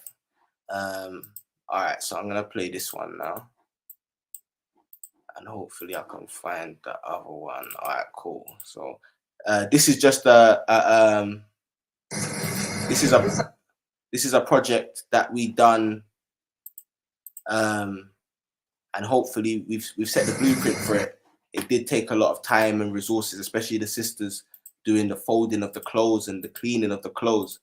But this is an initiative that Forever Family done that we're Oh, proud of. very nice. It's amazing. It's for me. Yes. God bless you guys. Thank you very much, sir. Really, it's for me. This one, yeah. This one. What size? What size? My size. And tell your friends.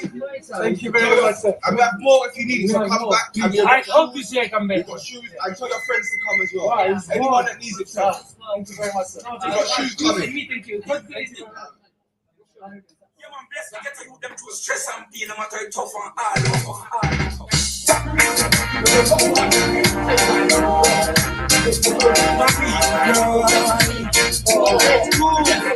Good, yeah?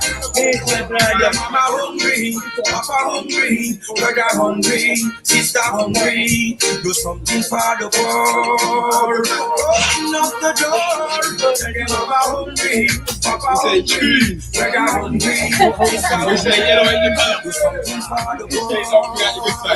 Open up the door. The one you're learning.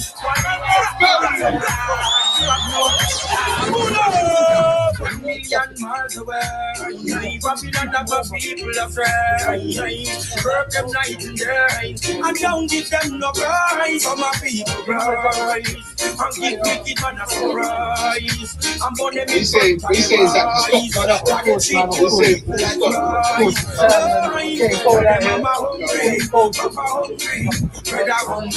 sister hungry, do something for the poor. Open up the door, tell them mama hungry, papa hungry, brother hungry, sister hungry, do something for the poor. Open up the door.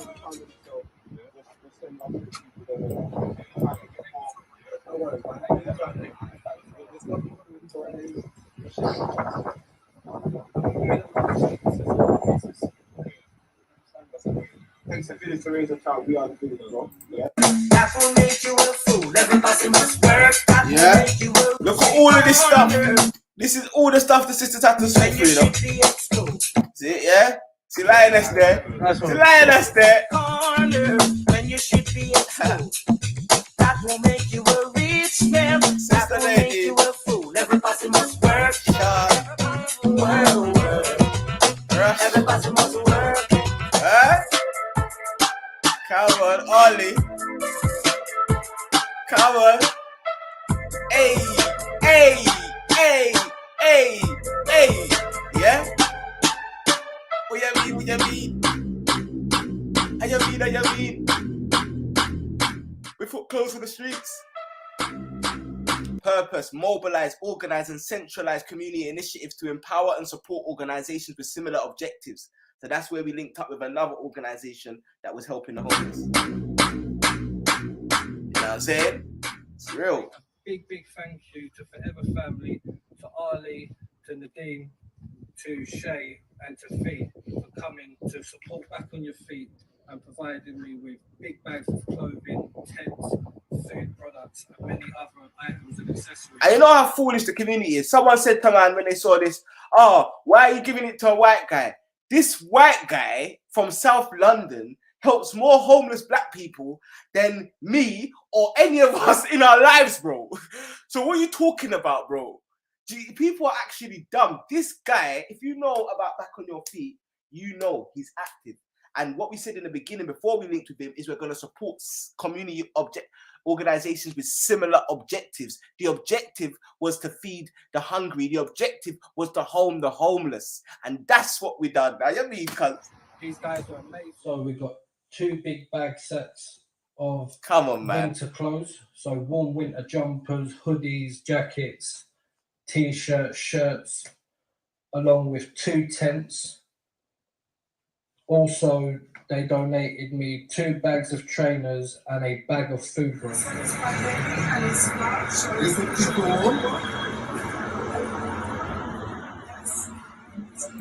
Thanks very much. You're welcome. You're welcome, Bye. Doing the work. Good stuff. Good stuff.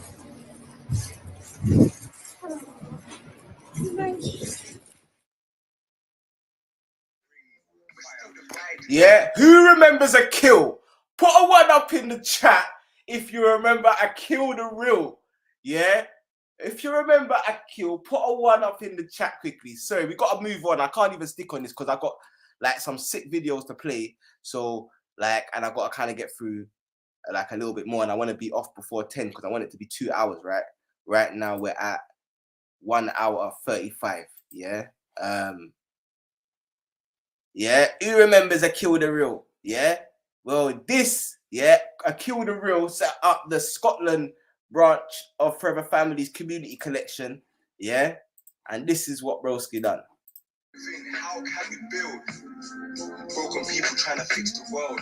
Can't fix anyone else. We can't fix ourselves. Broken people trying to fix the world. And a Muslim brother, he also linked up with some Sikhs in Scotland, and they done some collective work as well. Still divided within. How can we build? Yeah, he set up the bags with the logos. How you mean, bro? Broken people. Got the masks, the armbands. How you mean, bro? Real G. You get me? And does it out of love his heart. He's not here saying, I done this, I done that. He just does it for the community. We're trying to fix the world. Can't fix anyone else. Powerful guy, man. Ourselves. Broken people trying to fix the world. Pasta cakes and piss water. Yeah? Bagging it up.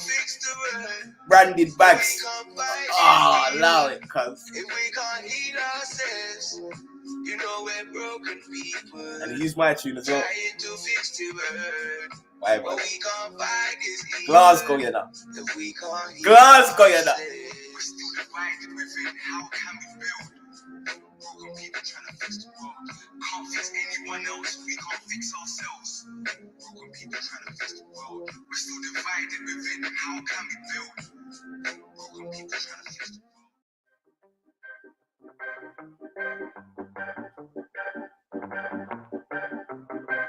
Come on, man.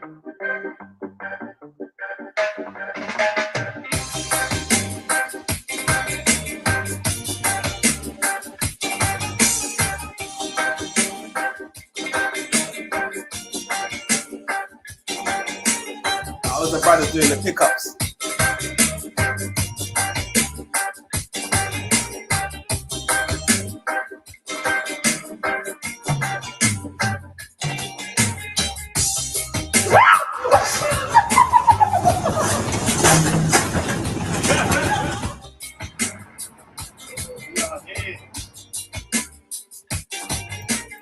Yeah. Come on, man. You gotta be evil not to like that, man. You get me? You know how cold the winters get. You know what I'm saying? You know how cold the winters get, man. But yeah, after that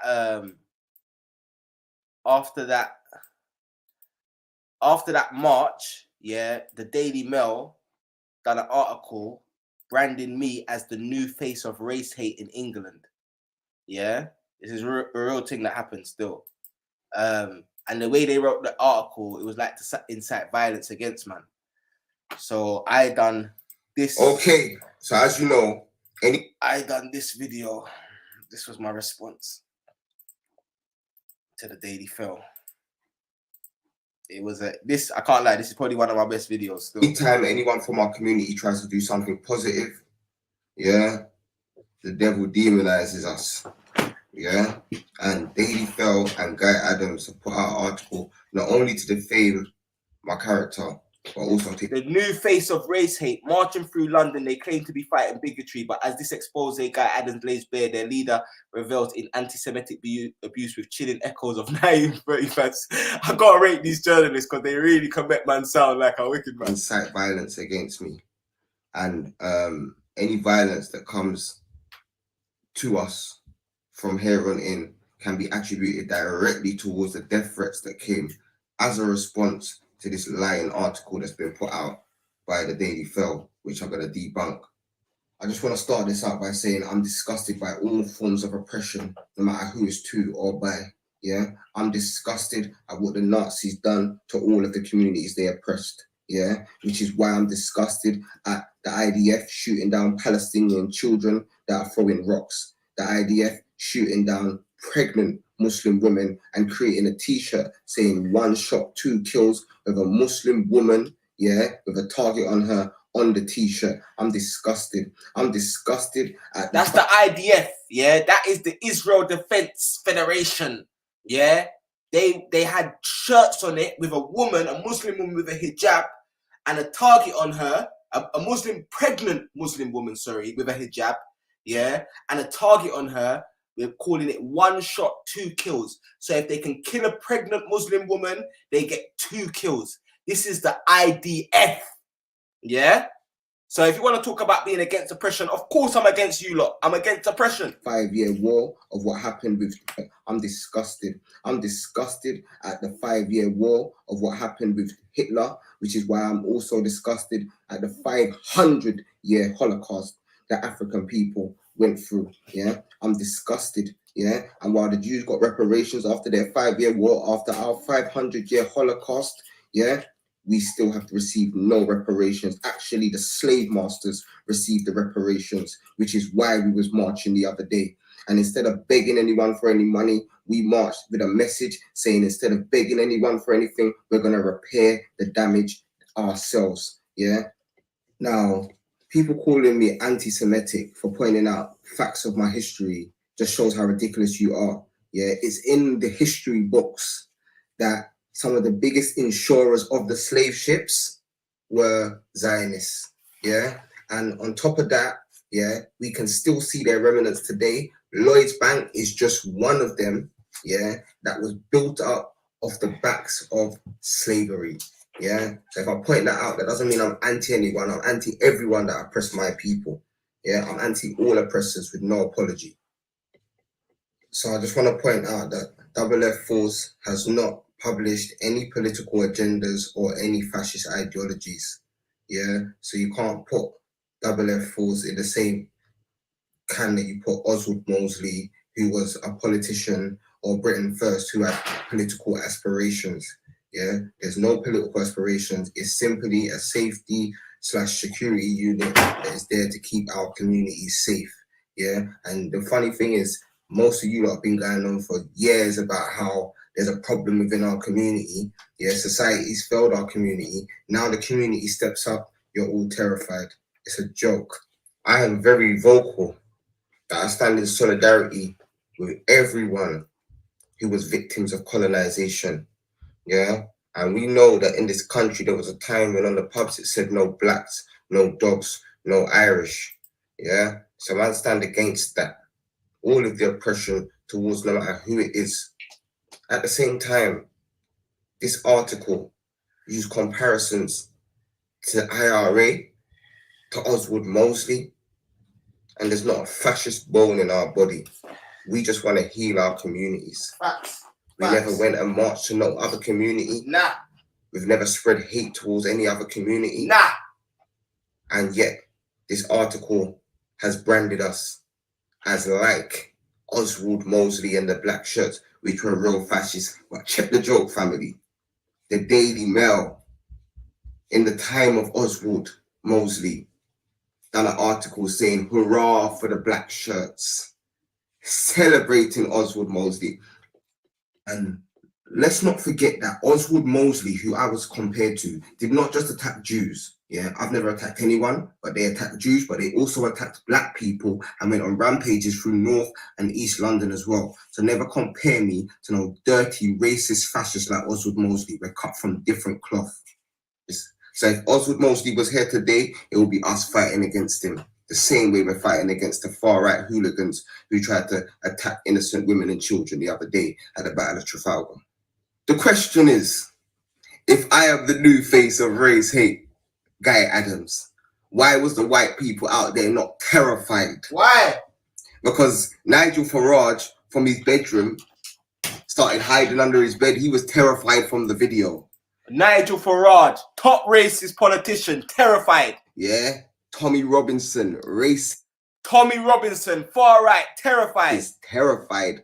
Mark Collette, BNP, terrified. BNP, terrified. Paul Golding. So that's UKIP, EDL, BNP, DFLA, now Paul Golding of Britain First. Is terrified. Mark Collette, BNP, terrified. Paul Golding, Britain First, terrified. Jada Franson, Britain First, terrified. Katie Hopkins, terrified. Katie Hopkins. It seems all you racists that wasn't there was terrified. Yeah, and I want to put in a little side note. I've been telling people, all of these people have been saying, we're not against the black community. They've been with Sarah Robinson. We're not against the black community. We just got a problem with Islam. And I told people, the minute the black community starts to heal itself and starts to rise up, we're going to see every single one of them people that called themselves Islamophobes before bear their racist head against black people. And that's exactly what that march done. It made all of the racists come out of the closet. Yeah, you've been exposed, every single one of you. Yeah, because there was no white people on the day that was terrified. Yeah, when we got to Brixton Windrush Square, our aunties, our uncles, they was crying with joy. Crying with joy. Facts. To see such discipline and organization. And we made it very clear for the families to come out. We made it very clear that our main weapon is love and the love that we have for each other. We made it very clear that we're not here to hurt anyone. The police made it very clear that considering the numbers, it was one of the most peaceful protests with 3 arrests that had nothing to do with us. Yeah? So why is everyone terrified for? We just marched from Clapham to Brixton, one cuz. But big the face of race hate. You lot are clowns. I got you. Clowns. Okay, so one of the things that they tried to point out is that I started wearing stab-proof vests at. Yeah, well, I don't want to, because of time, yeah, and I don't want this to go over, yeah. I can stop. I put a 1 if you want the last 5 minutes of this video. Put a 2 if you want us to move on. And yeah, we're gonna get to the big part of the show now. Still, the highlight of the show, where our last 15 minutes. This one is gonna be on time for once. But yeah, I seriously appreciate everyone that spent their time today, their evening, yeah, on this live stream. And yeah, it's for me, like I said, this is the best live stream I've ever done. I tried to organize it and make sure that it was not no waffling, no passer, no gossip. I've tried my best to address whatever issues I've gone through as more of my personal challenges than an attack to any individual.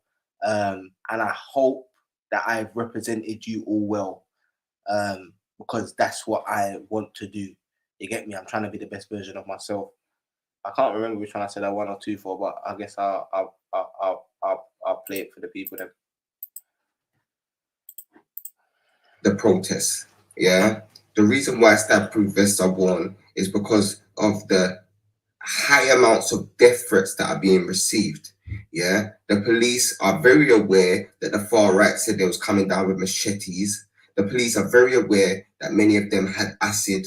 The police was very aware that they was throwing fireworks and homemade bombs and bottles at innocent men, women, and children. Yeah, so if you see us in a vest, it's for protection.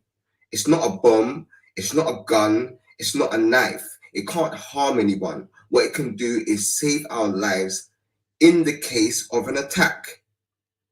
So when people are talking about why are they wearing vests, it's you lot that have been peddling that there's this big knife epidemic.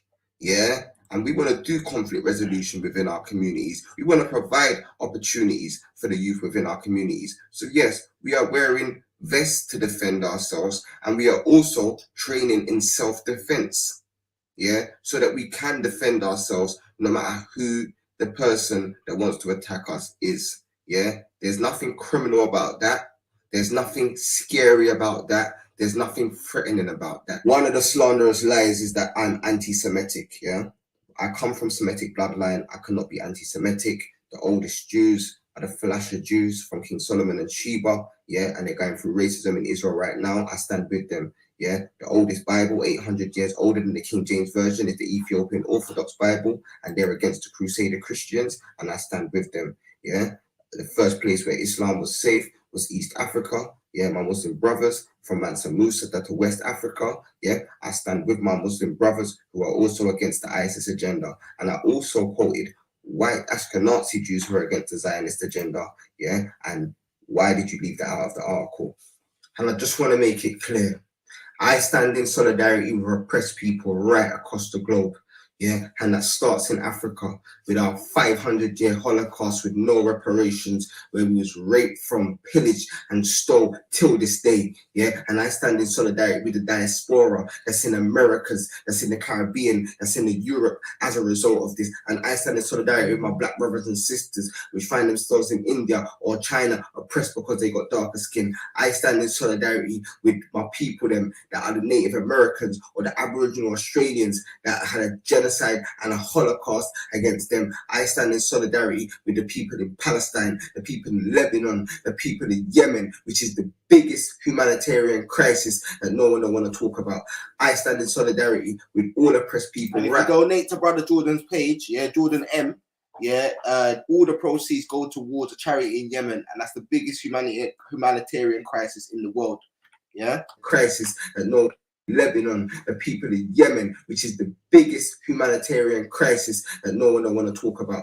I stand in solidarity with all oppressed people right across the globe, from the blackest black man in Africa to the whitest, no blacks, no dogs, no Irish. Yeah, because I don't like oppression. Yeah, I don't like oppression. It burns my heart. Like, yeah, could never like what Hitler done to the Jews. I hate it. Yeah, and that's why I hate everything else. Because every year in school you teach man about Hitler. But there was, while Hitler was doing that to the Jews, there was worse things that you people was doing to us, bruv. Let's keep it 100, fam. Yeah, I know my history, and that's what makes me dangerous. This is a message to the community. Yeah, you don't have to like me. This ain't about me. You see those brothers and sisters that you saw marching from Clapham to Brixton. Those brothers and sisters put everything on the line for you, and not just you, but your future generations forever, family. Yeah. And now the ball's in your court. You can stay silent, which is like siding with the oppressor, or you can move with the movement. Move with a movement that has your best interest in heart. Yeah? There is no political, ideological agenda attached to this movement. Yeah? The only agenda is that when mum sends her son, yeah, to school and he travels from school back to home, there's a safety unit that can look out for him.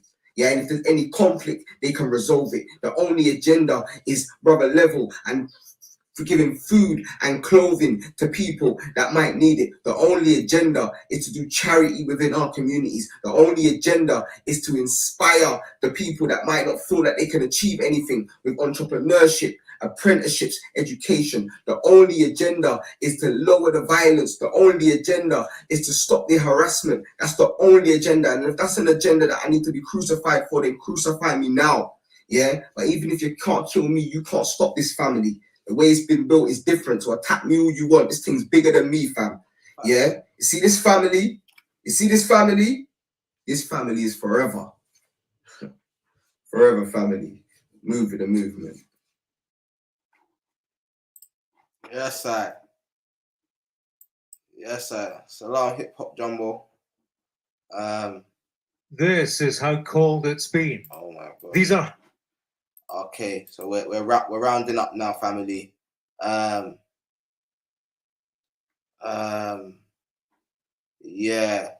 Alright, let me just. Alright, so this is the last time I'm gonna ask you lot to do this, family. Yeah, because this is the most important part of the show. Yeah. So if you can put up your ones one more time, if you're still with us, if you're still rocking and you're still riding, and you want to get into the meat of this show, because that's where what we've done, yeah, and where we're going, most importantly. Do you know what I'm saying? Then yeah, put your little ones up, and let me just greet everyone, because I think after I do that, I'm gonna shut down the show. Yeah. I feel like this has been a good show, man. All right, so let me just big up Johnny, J Jack, Easy Herbs, Hip Hop Jumbo, Ryan Samuda, Small Racks TV, ABCDEFGH, RP, She Kingdom, Peaches Presents, The Great Honor and Prosper, Miss Gadite, Empress Ali, Chris UK tuned in, Clarice, Lioness, Marley D, Silverback, Sister Lizzie. You get me? I think that's it, everybody. So yeah, I'm excited. Let's get into the meat of this show then. Shall we get into the meat of it? Shall we get into the meat of it? Okay. So the meat of this show, yeah, and that's what I'm saying. Like Dean Black, you get me? So there's a reason why there's a certain excellence that man's trying to not only portray myself as, but make sure I'm surrounded by in 2023. And we're really trying to represent excellence and make the people them proud. So let me just quickly show the people them something. So this is the Forever Family website. Yeah. Welcome to Forever Family. Forever Family create and deliver outreach initiatives to support the community and improve outcomes for children, young people, and the vulnerable. In 2021, we aim to deliver a range of initiatives, including youth projects, family events, personal protection, and safety sessions, providing the homeless and less fortunate with clothing and assisting families on low incomes, plus loads more. Yeah. Forever Family gives you the opportunity to provide functional, that's the membership thing, launching that properly next year. And then you can go to latest updates, yeah, and news, yeah. And these are that's the first newsletter, yeah, and that's the second newsletter. And big up all of the sisters, yeah, that took out the time to set up the Canva, yeah, and get these done. And we're gonna get into that. Just before we get into that, I'm going to show you like this. Yeah, can everyone see that on the? No, actually, I think I downloaded it, didn't I?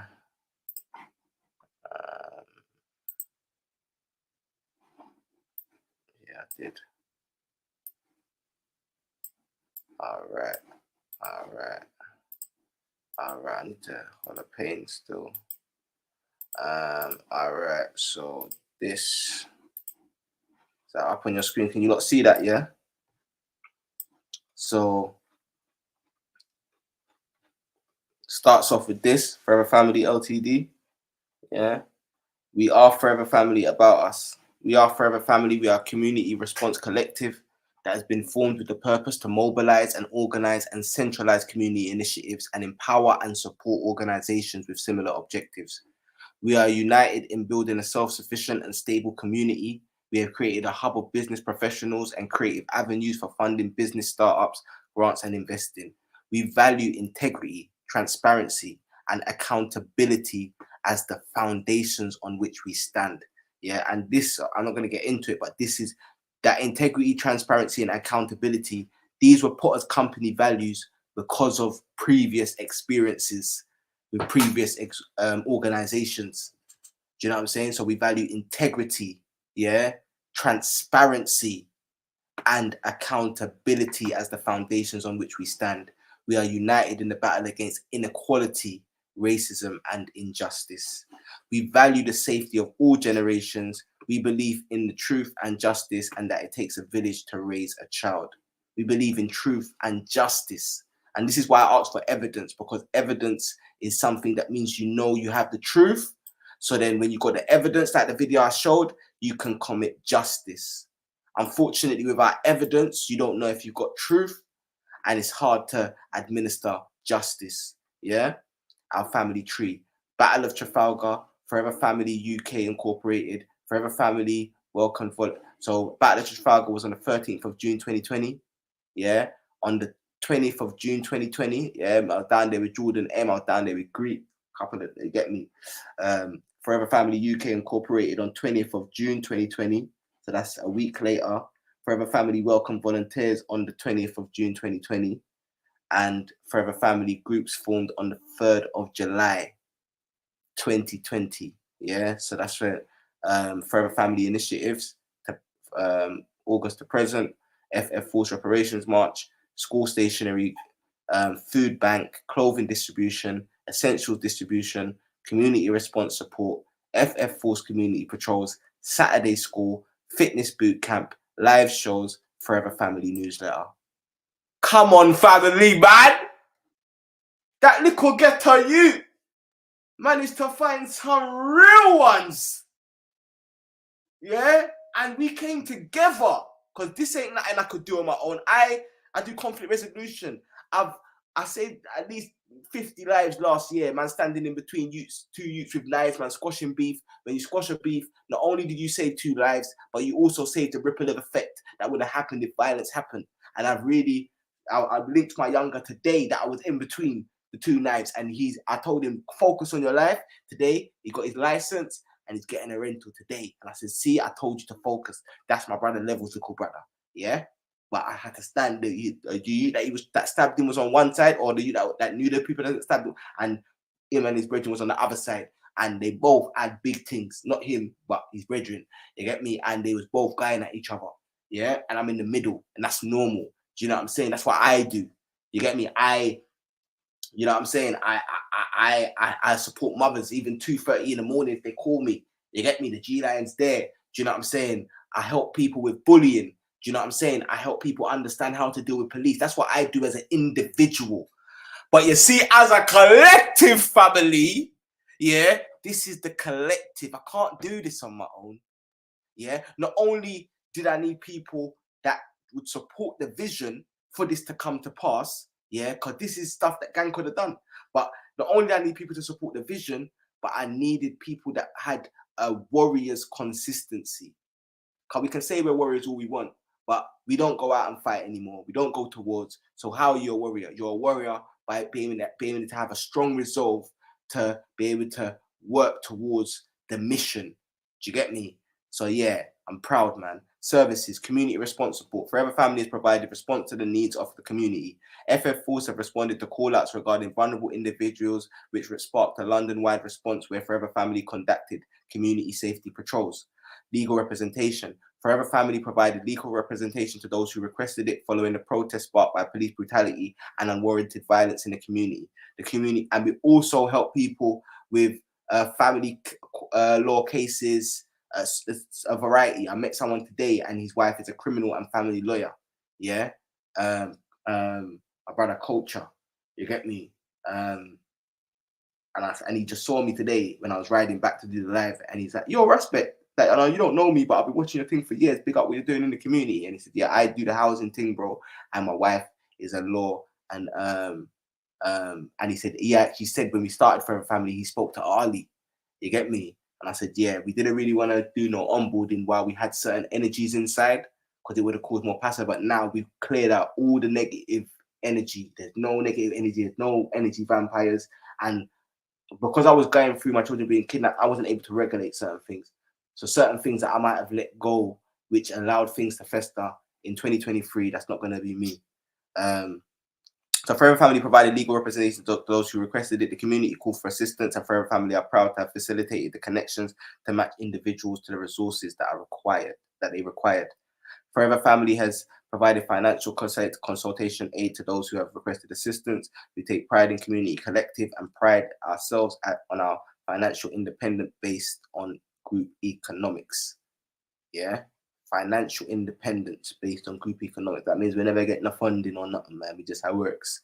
Services, educational support. Forever Family are proud to have provided educational and caretaking assistance for parents and carers in the local community. We have launched a Saturday school initiative, and we will continue to provide opportunities in education, apprenticeships, and inspire the youth to pursue careers in entrepreneurship.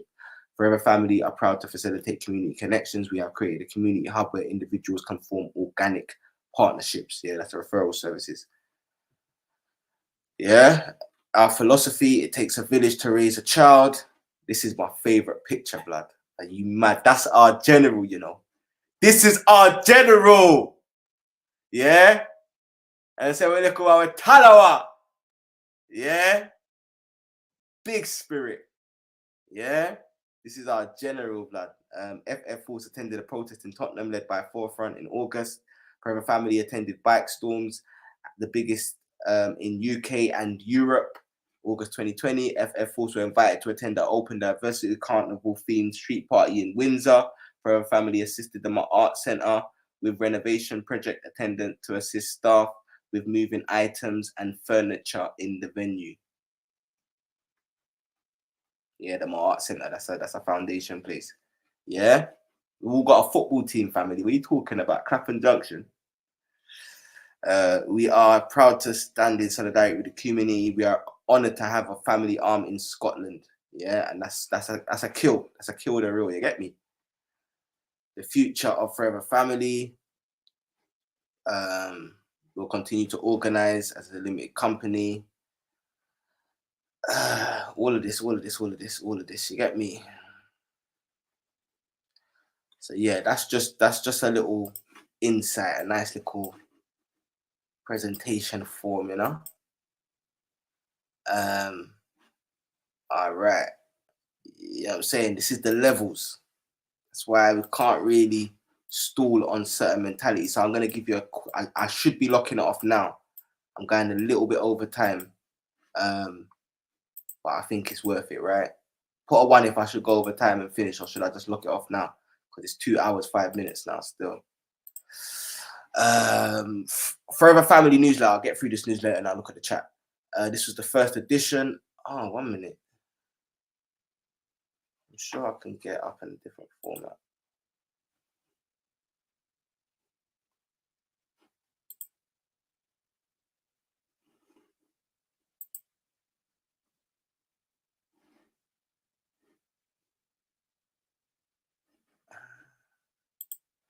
All right, is what it is. First edition. Welcome to our first newsletter. Our newsletters will be released regularly, where we will keep you updated with progress of our projects and plans for the future. Yeah. All right. First edition. Shout out all the sisters that put this together, by the way. Forever Family newsletter. See, this ain't me, you know. This ain't me, bro. I don't have the professionalism for this. Do you get what I'm saying? This was multiple sisters coming together and putting little, you know what I'm saying, setting up the templates and showing the templates and then putting in the things. I'm no good at this. Forever Family is a community of people uniting to serve and repair our communities, build a self-sufficient and stable community, pool our skills, time, experience, and resources to enrich one another, create hubs and avenues to opportunities. Some of our values include integrity, transparency, accountability, equality, and unity. Deter young people from antisocial behavior. Our mission is to deter young people from antisocial behavior, listen to the voices of all generations, help to assist economic growth within our community, provide legal support for those who need it most, facilitate the safety of our neighborhoods and young people. Our independence, love for our community, and focus on collective action and unity is why we are here. We wear what we stand for as a badge of honor. We remain undeterred. Woo! We wear what we stand for as a badge of honor. We remain undeterred.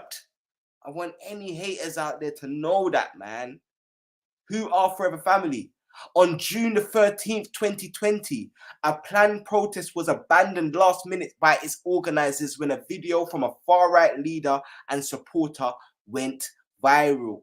In the video, which initially circled amongst the far-right political groups and football firms, then into the wider community, urged like-minded followers to travel to central London to guard statues and memorials which had been boarded up by the local authorities due to vandalisms at the previous protests.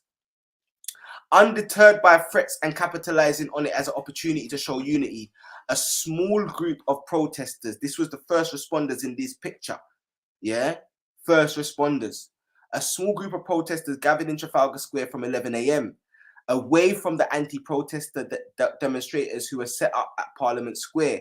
Community representatives including Raspek Fayabingi, Megaman and Kweku Bonsu, alongside members of the public, gave speeches about the importance of unity in the community, over policing of the youth, violence amongst young people, supporting local businesses, and the history of Black people in the UK and more. In the middle of an oath being undertaken by the people present, a group of far-right supporters descended upon Trafalgar Square, ambushed from all directions, and police enforcement lacking.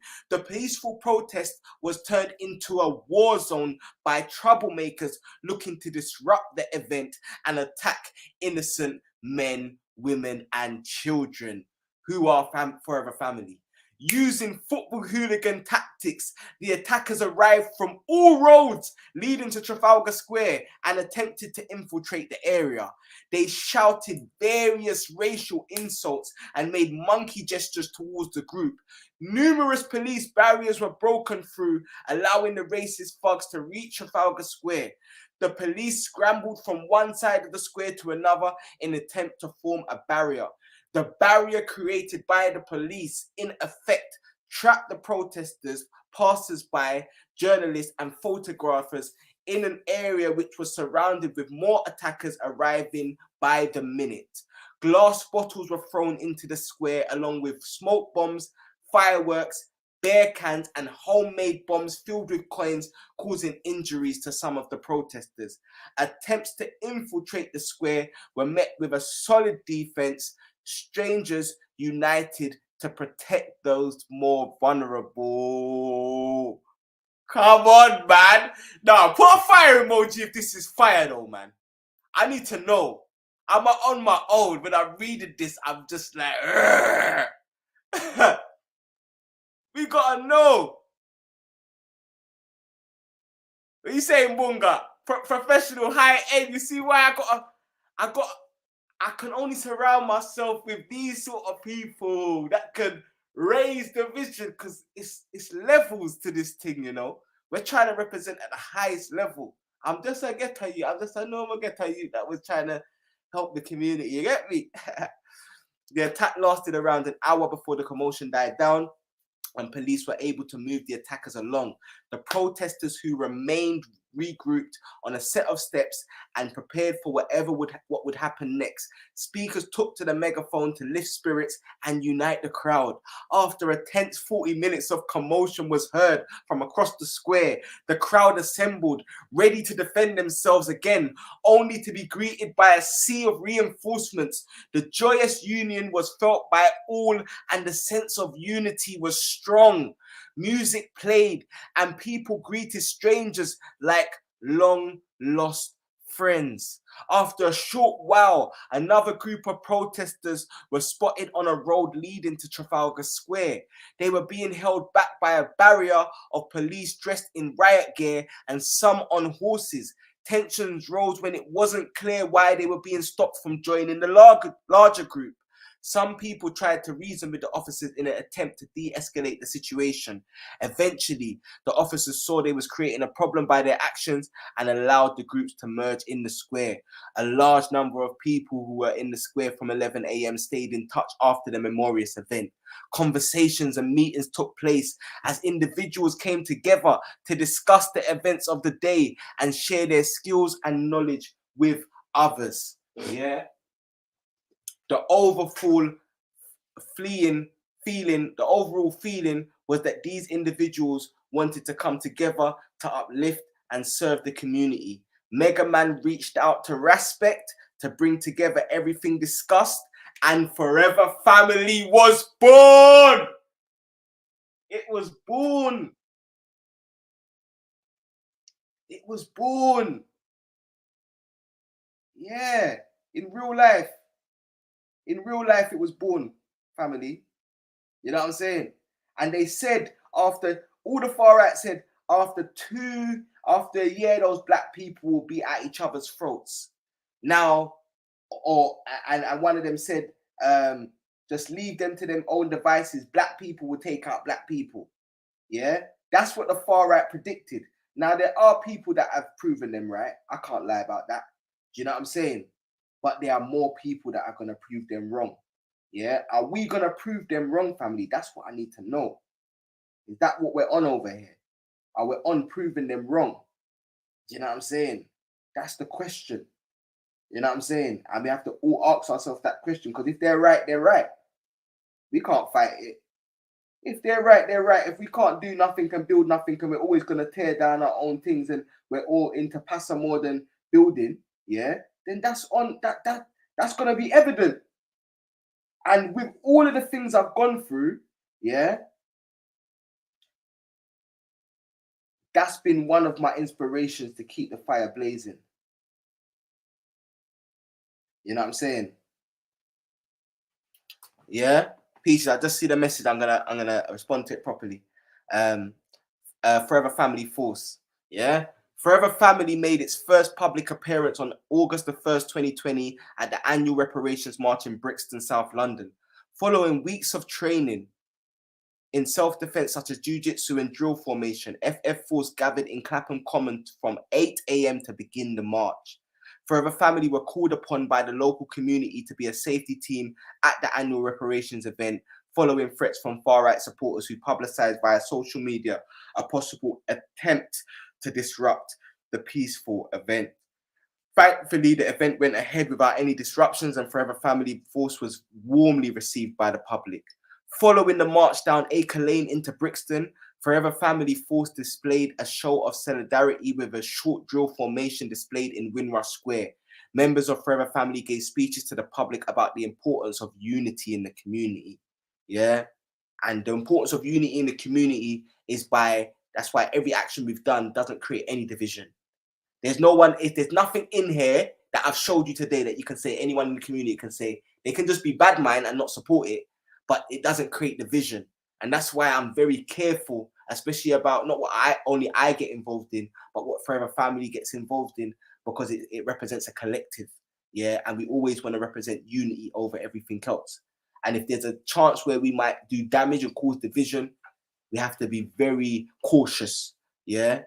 Forever Family spent the rest of the day meeting and talking with the public, liaising with the police officers, and patrolling the event area to ensure safety within the community. Despite negative feedback from the national press, the event was reported by the police to be an overall success.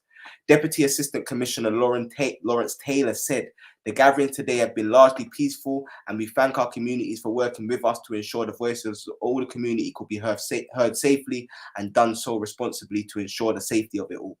Yeah, as much as I don't deal with police and that, every time the police have spoken on Forever Family out there, they have to be honest and say that we never caused no trouble. Yeah, actually, we're the ones that stop the trouble.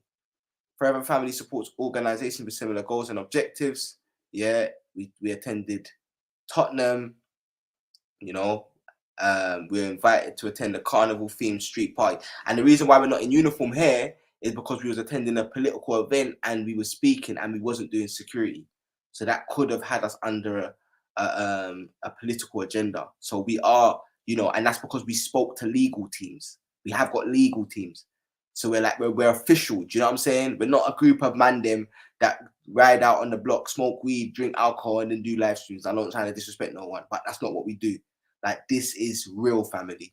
And this is bigger than anything that I have seen, you get me, on the live streams. And every single person that is involved in this, like, I rate them so much, man.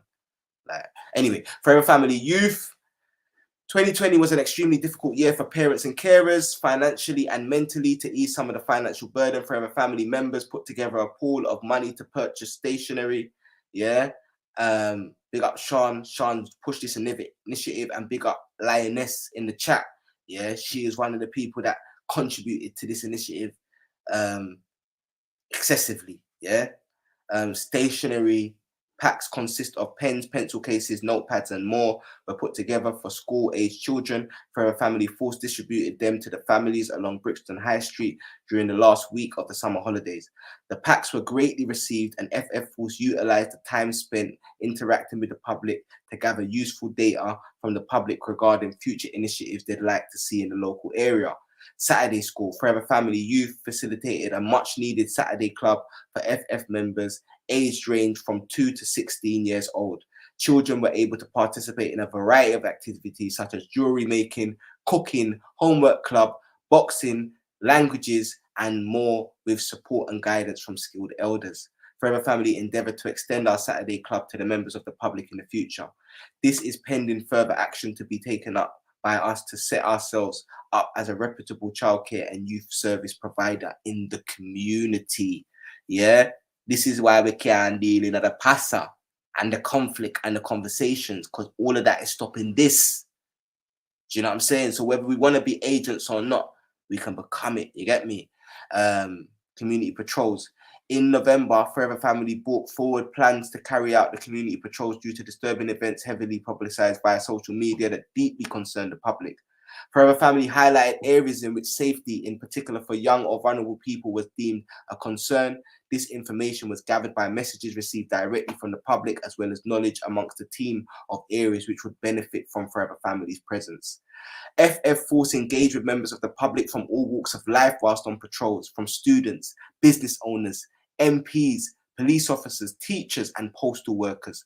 The patrol teams and the works they were carrying out were greatly received by the public, with some local residents and businesses kindly donating food and drink during patrols. They even let man on buses for free, cuz. The team consulted with the public about concerns in the local area and ways in which they'd like to see Forever Family supporting the community. Many were eager to see future endeavors. Oh my gosh. One patrols had begun. Forever Family were inundated with requests to attend particular areas of concern for local residents. Although we couldn't fulfill every request, we were able to carry out a number of patrols in North, South, East, and West London, reaching as many as we could that would benefit from our presence. FF Force handed out leaflets about the organisation to the public, and on one patrol were able to hand out 100 free copies of Black History activity books, sample booklets, encouraging children and families to learn about Black history and prominent figures, not just in October, but throughout the year. Some patrols were joined by members of the public as well as organisation leaders, all coming together with a desire to make our communities safer for young people. Although safety was our priority, Forever Family were grateful to engage with other vulnerable members of the public, specifically the homeless. Due to the closure of schools under the current government, patrols gradually came to a pause as less and less members of the public were travelling during patrol hours. In the future, Forever Family will be starting up patrols again and responding to the calls of the community when required. Thank you to the public for all your overwhelming support during our campaign for safer communities.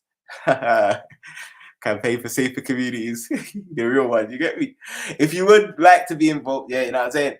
Forever Family Scotland. Forever Family is a nationwide organisation. Nationwide, we say. What we say is a nationwide, Jeezy. Is a nationwide organisation and have supporters throughout the UK. A few of them team based in Scotland have been reaching out to their local community to begin a collection of food, clothing and essential items for those in need. The generosity from the public has been overwhelming, and the team have begun distributing and will continue to do so over the foreseeable future. Items donated will go directly to those struggling during those difficult times. Yeah? And that's the list of the items, hats, toothbrush, everything, you get me? But what I'm trying to say is, yeah, you see, this breakdown is just deeper because we're really creating something from scratch, you know what I'm saying? So it really shouldn't be as sick as it is, you get me, boys? I'm glad for it still. But yeah, hopefully people will see why the levels have to be on a certain level. All right, so I'm going to quickly skim through the second edition because I really want to be out here in 7 minutes. Yeah? Yeah? Yeah, man. It's beautiful, man. This is our second edition. Yeah? Our second. You thought we was finished. Nah, this is the second edition. All right, last one before we go. Put your ones up if I should play the second edition or should I just cut it off now? Yeah? Let me know. Yeah? Let me know. What you lot saying? What you lot saying? You know what I'm saying? Because they said we're not going to amount to nothing. You know what I'm saying? And we're actually doing the thing. You know what I'm saying? I see Johnny put up his one, so I'm going to start this one. All right, I'm going to skim through it, though. I think we already, yeah, that's the basic. Forever Family Clothing and Essentials Collection. During community patrols carried out in 2020, Forever Family visited local communities. You know what, this one, you might have to go to the website but yeah, it talks about the essential clothing, yeah, the collection, yeah.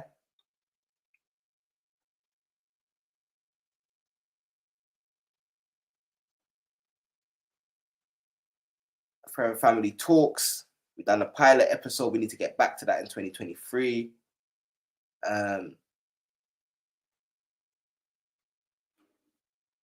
Forever Family is often contacted by media outlets for statements and recently provided a statement to The Voice. You get me? Forever Family Junction Elite FC. Yeah, if you can see our logo. Yeah. Junction Elite FC was founded in June 2018 by club chairman Aaron Stocker with a single Sunday league team. After a successful debut season, the club has expanded into a large, well-organized club.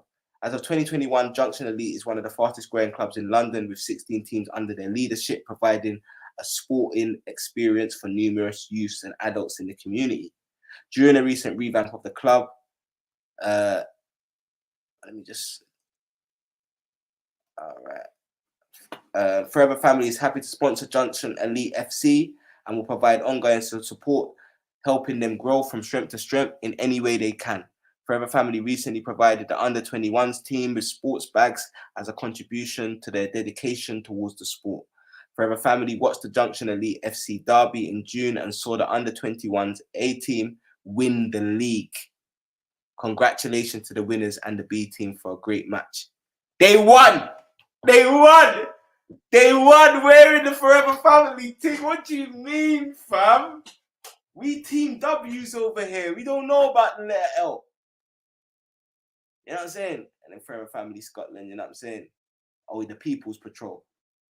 Yeah, and this breaks down the People's Patrol, where we split into teams to cover as much ground as possible. North, East, South, West, and Central London.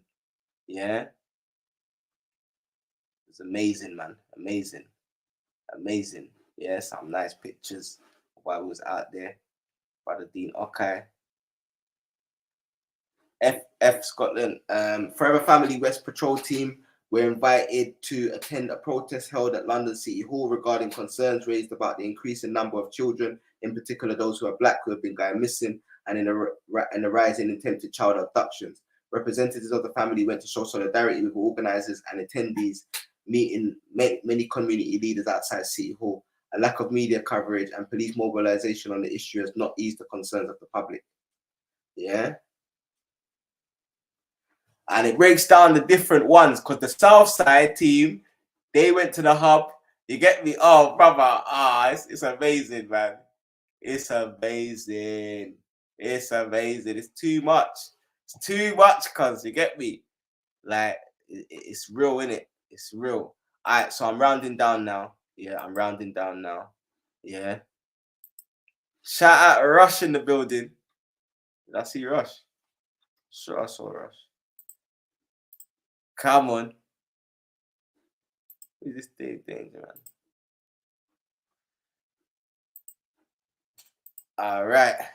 So the patrol is basically a time when people was worried for their children going to school. So we would start out near the local primary schools to make sure the children traveling there get there safe. Then we would go at lunchtime to the local colleges and universities in the area. And then after school, we'd go back outside the schools and then we visit the local businesses, maybe get some food and promote the local businesses. Yeah. And then we would go to the local estates and talk to the youth and the community after that. And during the day, we'd just be talking to the average community that we see, you know, helping aunties across the road, helping aunties with their bags, helping people coming out of shopping, helping the homeless. So yeah, that's what we do on a patrol. And we also educate the community about being vigilant about the children. So when we leave in a community, it's much more awake than it was when we got there. Yeah. So that's what we do at the patrols for my brother Dave, who said that we just walk up and down the roads. Now we do this thing for real, for real. You get me? Let's go. Last one. This is the last slide, and I shouldn't even be showing you like this. Yeah, I shouldn't even be showing you like this, but I'm going to show you. Just a snippet. So the future in 2021, 2023, we've basically got a presentation. Yeah, so we're not just training in self-defense and first aid no more. We have a package, yeah, which is training to be able to do the community patrols. Yeah, so everybody that you see in the vest will be trained in security protocol, first aid basics, that's recovery position, resuscitation, and what to do if someone gets stabbed. And we're also linking up with the We're hoping to link up with the London Fire Brigade in order for them to teach us how to use the bleed kits and put more bleed kits out there. And then we can teach the public how to use them. We teach police to police global what to do if the police are terrorizing someone. And we also now have the process of how to take the police to court. One of our members, Dijon, just took the police to court and won because of our unlawful arrest. So we teach police to police global. We teach de-escalation and conflict resolution, which is very important because the thing that happened in Brixton the other day wouldn't have happened if that was taught properly. How to deal with large crowds who are frustrated, and it's a lot to do with empathy. Yeah. But anyway, this is the presentation. The agenda is stewarding security, first aid, police to police global. Yeah, security, your safety comes first. Stay calm in all situations. Maintain professionalism. A short temper is a security operation's biggest weakness, and will always put him and his team in jeopardy. So this is what we're teaching everyone that's going to go down on the patrols. Our security team values is conflict resolution, customer service, and duty of care, CCD. Yeah, conflict resolution. Yeah, that's a very important skill to have to be a security operative. Yeah, because conflict resolution over self-defense. Customer service.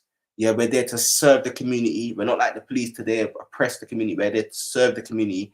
And duty of care. So duty of care means, let's say a racist guy attacks me and I knock him out. Yeah, I can't just leave him on the floor. I can't continuously kick him. I now have a duty of care over that individual. I have to put him in a recovery position, and I have to wait for the ambulance to come and attend to him. And so this is something that is taught to all security operatives. They don't just have to beat people up. Even if they attack us, once we've managed to stop the threat of someone, we're not allowed to lose our temper while in the vest. We have to then put that person in a recovery position, and you know what I'm saying? So we're trained to knock you out and to save your life. You know what I'm saying? Physical intervention and self-defense is always justified for a security operative to use reasonable force when it comes to self-defense or physical intervention. Exception, people behaving aggressively or making threats. Yeah, so you're not allowed to use it when people are behaving aggressively or making threats. Physical intervention should only be used once all other options have been exhausted. Restraining someone or removing them from a venue where they could be a danger to someone. If forced to defend yourself or use physical intervention, you still have a duty of care to the individual, not to be excessive in physical intervention. And if the person is injured, you must apply first aid until the emergency services arrive to the scene. Yeah? Put a fire in the chat if this is professionalism. If this is something that you think is gonna benefit. Is this gonna be a benefit? I don't know. You lot have to let me know, you know. You lot have to let me know if this, is gonna be something that is gonna be beneficial. Do you know what I'm saying? Cause if it's not, I can stop. I can go live my life. I haven't been on holiday in a long time.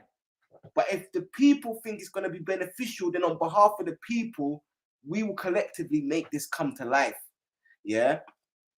So searches, do you know what I'm saying? So that's if we're on the door. We have to know. We need the consent of an individual.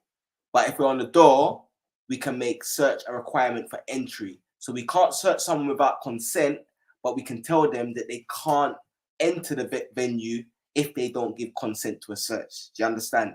So this is what you learn when you do your SIA. I'm qualified SIA. I have my badge now, so I can talk on it. And in the SIA, you learn first aid. If someone is injured, the first thing to do is check if they're breathing. If they're breathing, put them in a recovery position. If they're not breathing, you have to do CPR until the emergency services arrive. What is the chain of survival if someone isn't breathing?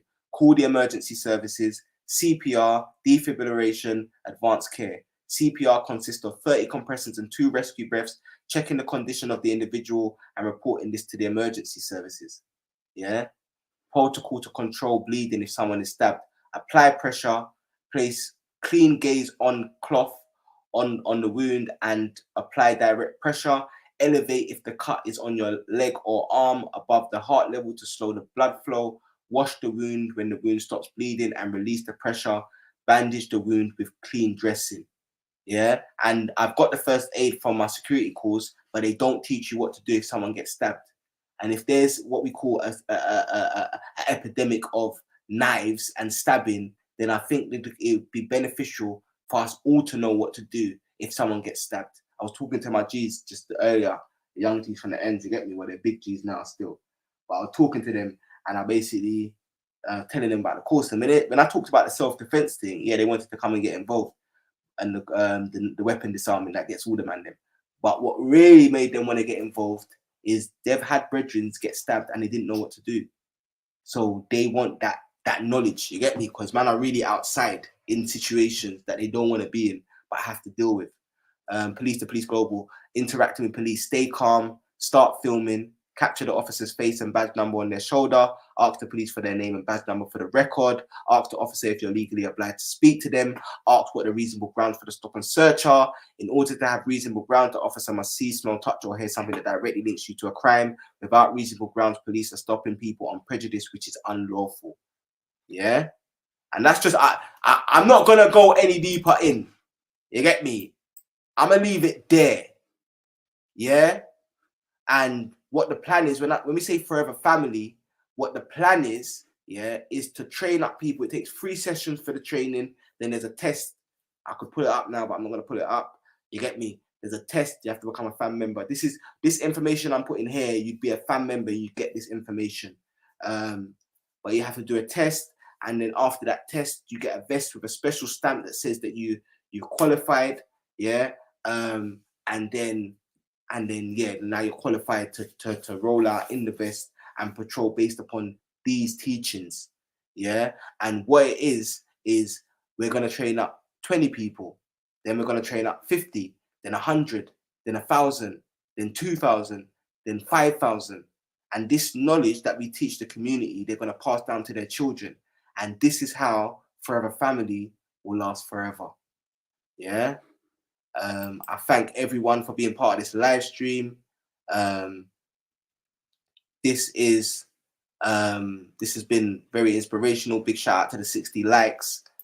No passer, just, building, you know what I'm saying? And for the actual final time, put your ones up if you've enjoyed this show, and just so I can say bye-bye to everyone that lasted till the end. And this live stream will be up for you to share it to people that might have questions. And yeah, in the new year, we're looking to try and do more live streaming as well. So I just want to thank everyone for being a part of this. And mainly, I want to thank every member of Forever Family that contacted me after the Battle of Trafalgar and has sincerely joined, contributed to this works, gave me the patience and the space when I dealt with my own battle of trying to fight for my children, and which was very difficult for people to deal with me during that time. So thank every single one of you. I've tried to take full accountability, and I'm trying to be better in the future.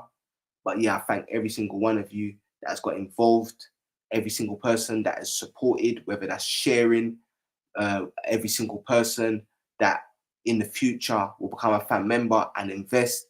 Like, I'm just saying thank you from now, man. We appreciate you. And the people that we help, I'm going to speak for them right now and let them know that they appreciate you. Yeah, they appreciate you. You know what I'm saying? And yeah, man, I'm humble. I'm humble. And this has been the best show that I've ever done in my life. So that's a positive. And I was thinking what to finish on. I should have saved the clothing community thing to finish on. I know what I'm gonna finish on. I know what I'm gonna finish on. Yeah, this is something forward for you to look forward to next year. Cause man's music concepts, but they can't do this, innit? Because they're not in the field, innit? Yeah. Let me just quickly say goodbye to everyone because I'm gonna cut it off during this thing. I shouldn't even share what I'm about to share right now, but I'm gonna share it anyway. Because I'm a rebel. Alright, let me just try to catch up with the comments quickly. If you're seeing that, what's up, Raspit?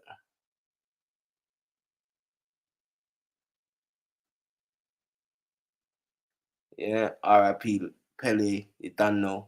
The GOAT, you get me? Shout out, I respect that. Don't put up the test. I say nothing. Big up Miss Gadite, big up Ryan Samuda, She Kingdom, Johnny, Peaches Presents, Ryan Samuda, Nat Turner, Lizzie, Easy Herbs, Silverback, Abu Chai, Respect the Man That Changes for the Better, Marley D, The Great Honor and Prosper, Chris UK tuned in, Dave Danger, Empress Ali, ABCDEFGH, Clarice Starling, you know your names, Lioness, yeah,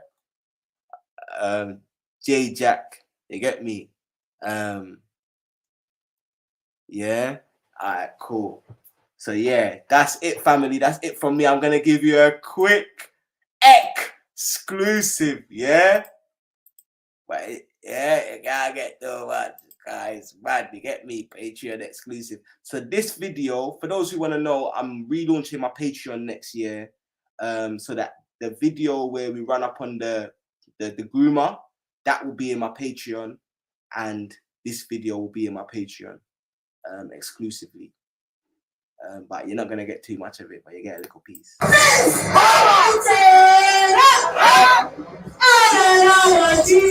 Actually, before that, let me just show people the vibes. Oh, where is it though, man? I need to remember. All right. I need to find something. Okay, let me. Oh.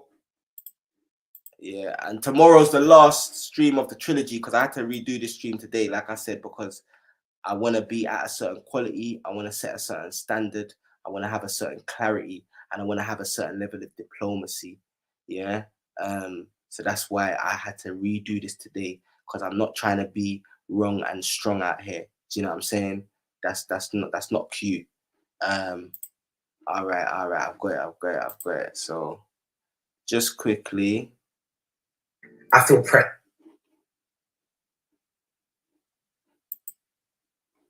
matters into their own hands. So we understand how to Of waiting, a police officer has come to me and told me that they're going. All right, so just get a little snippet. This is the documentary, Black and British, that that was done by Ryan Samuda, who's in the chat. Yeah, he's the reason why I went ahead with this, because he's one of our guys inside. And even after this thing, like some of the brothers was worried like they're gonna slander us, but I said, nah, blood, wait till it comes out and then we have that conversation. I trust Ryan, you get me? So big up Ryan, man. Of waiting, a police officer has come to me and told me that they're going to release Hakeem. This is what we have to go through as black people, and then the police system wonder why black people have no faith in the justice system. Michelle's son was given a caution for carrying a knife. Wow. The Metropolitan Police have told us that the officer who searched Michelle's son did so after noticing a smell of cannabis. Both Michelle and her son strongly deny that he smelled of cannabis, and no drugs were found. It's arresting. That's not about stopping crime or anything like that, which is why people ain't got no faith in the police. Yesterday's debate, Kahinde proposed a radical solution: to defund the police and use that money to help black communities police themselves. There are some in Black Britain who have already decided to take matters into their own hands. we understand how to police the police in our communities and protect our youth. Community volunteer group Forever Family divided opinion when a video appeared of them as they joined a recent anti-slavery rally dressed in military-style uniforms.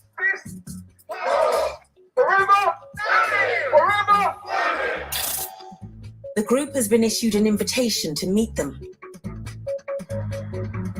And Michelle has also invited her son Hakeem to come along. Come meet the rest of the gang. Forever Family founder Respect, a contentious figure for some, started the group in June 2020 at the height of the Black Lives Matter protests. He sees part of his mission to make sure people in this community know their rights when it comes to stop and search. 95% of people, and that includes the police, don't really know the rights, and they don't really know what reasonable grounds is. So a lot of the time, you may have been stopped and searched, but the police didn't actually have powers to stop and search you. So if police try to stop and search you, first thing you want to do is take out your camera. Yeah. The second thing you do when the police stop you, keep calm. Yeah, it's important because they'll try to arrest mummy for being a natural mum and being protective. They'll try to criminalize both of you. So it's very important that we keep calm. And the third thing is to ask them, what are the reasonable grounds that you have for stopping me? Yeah. Now, reasonable grounds is they have to see, smell, touch, or hear something that directly links you to a crime. There are some circumstances where police can stop and search without reasonable. All right, let's like literally, because I've gone way over time. Big up yourself, Ryan, man. Big up yourself, Ryan, man. What you mean, blood? All right, what can I share the screen from here? Share, please. I'll share another. Yeah, share from there. Yeah, let's get a snippet of this.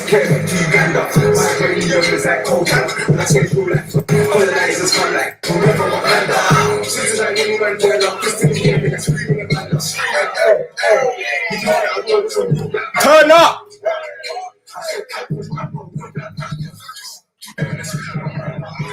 Yeah, when I'm talking about music, still concepts, because you can't steal the sauce.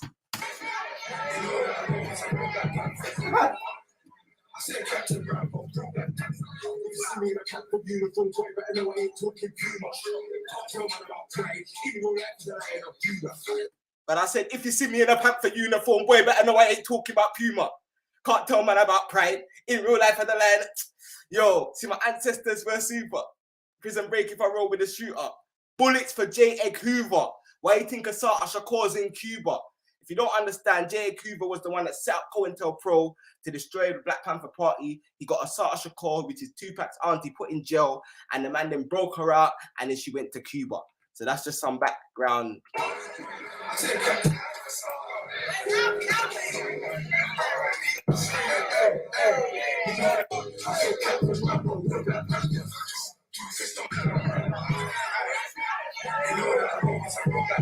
Listen, I said Captain Rambo, real black.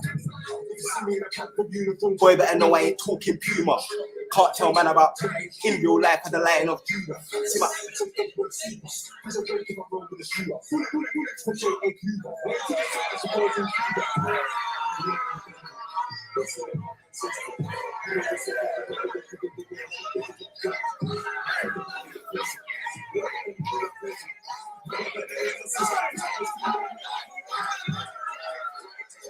Hey!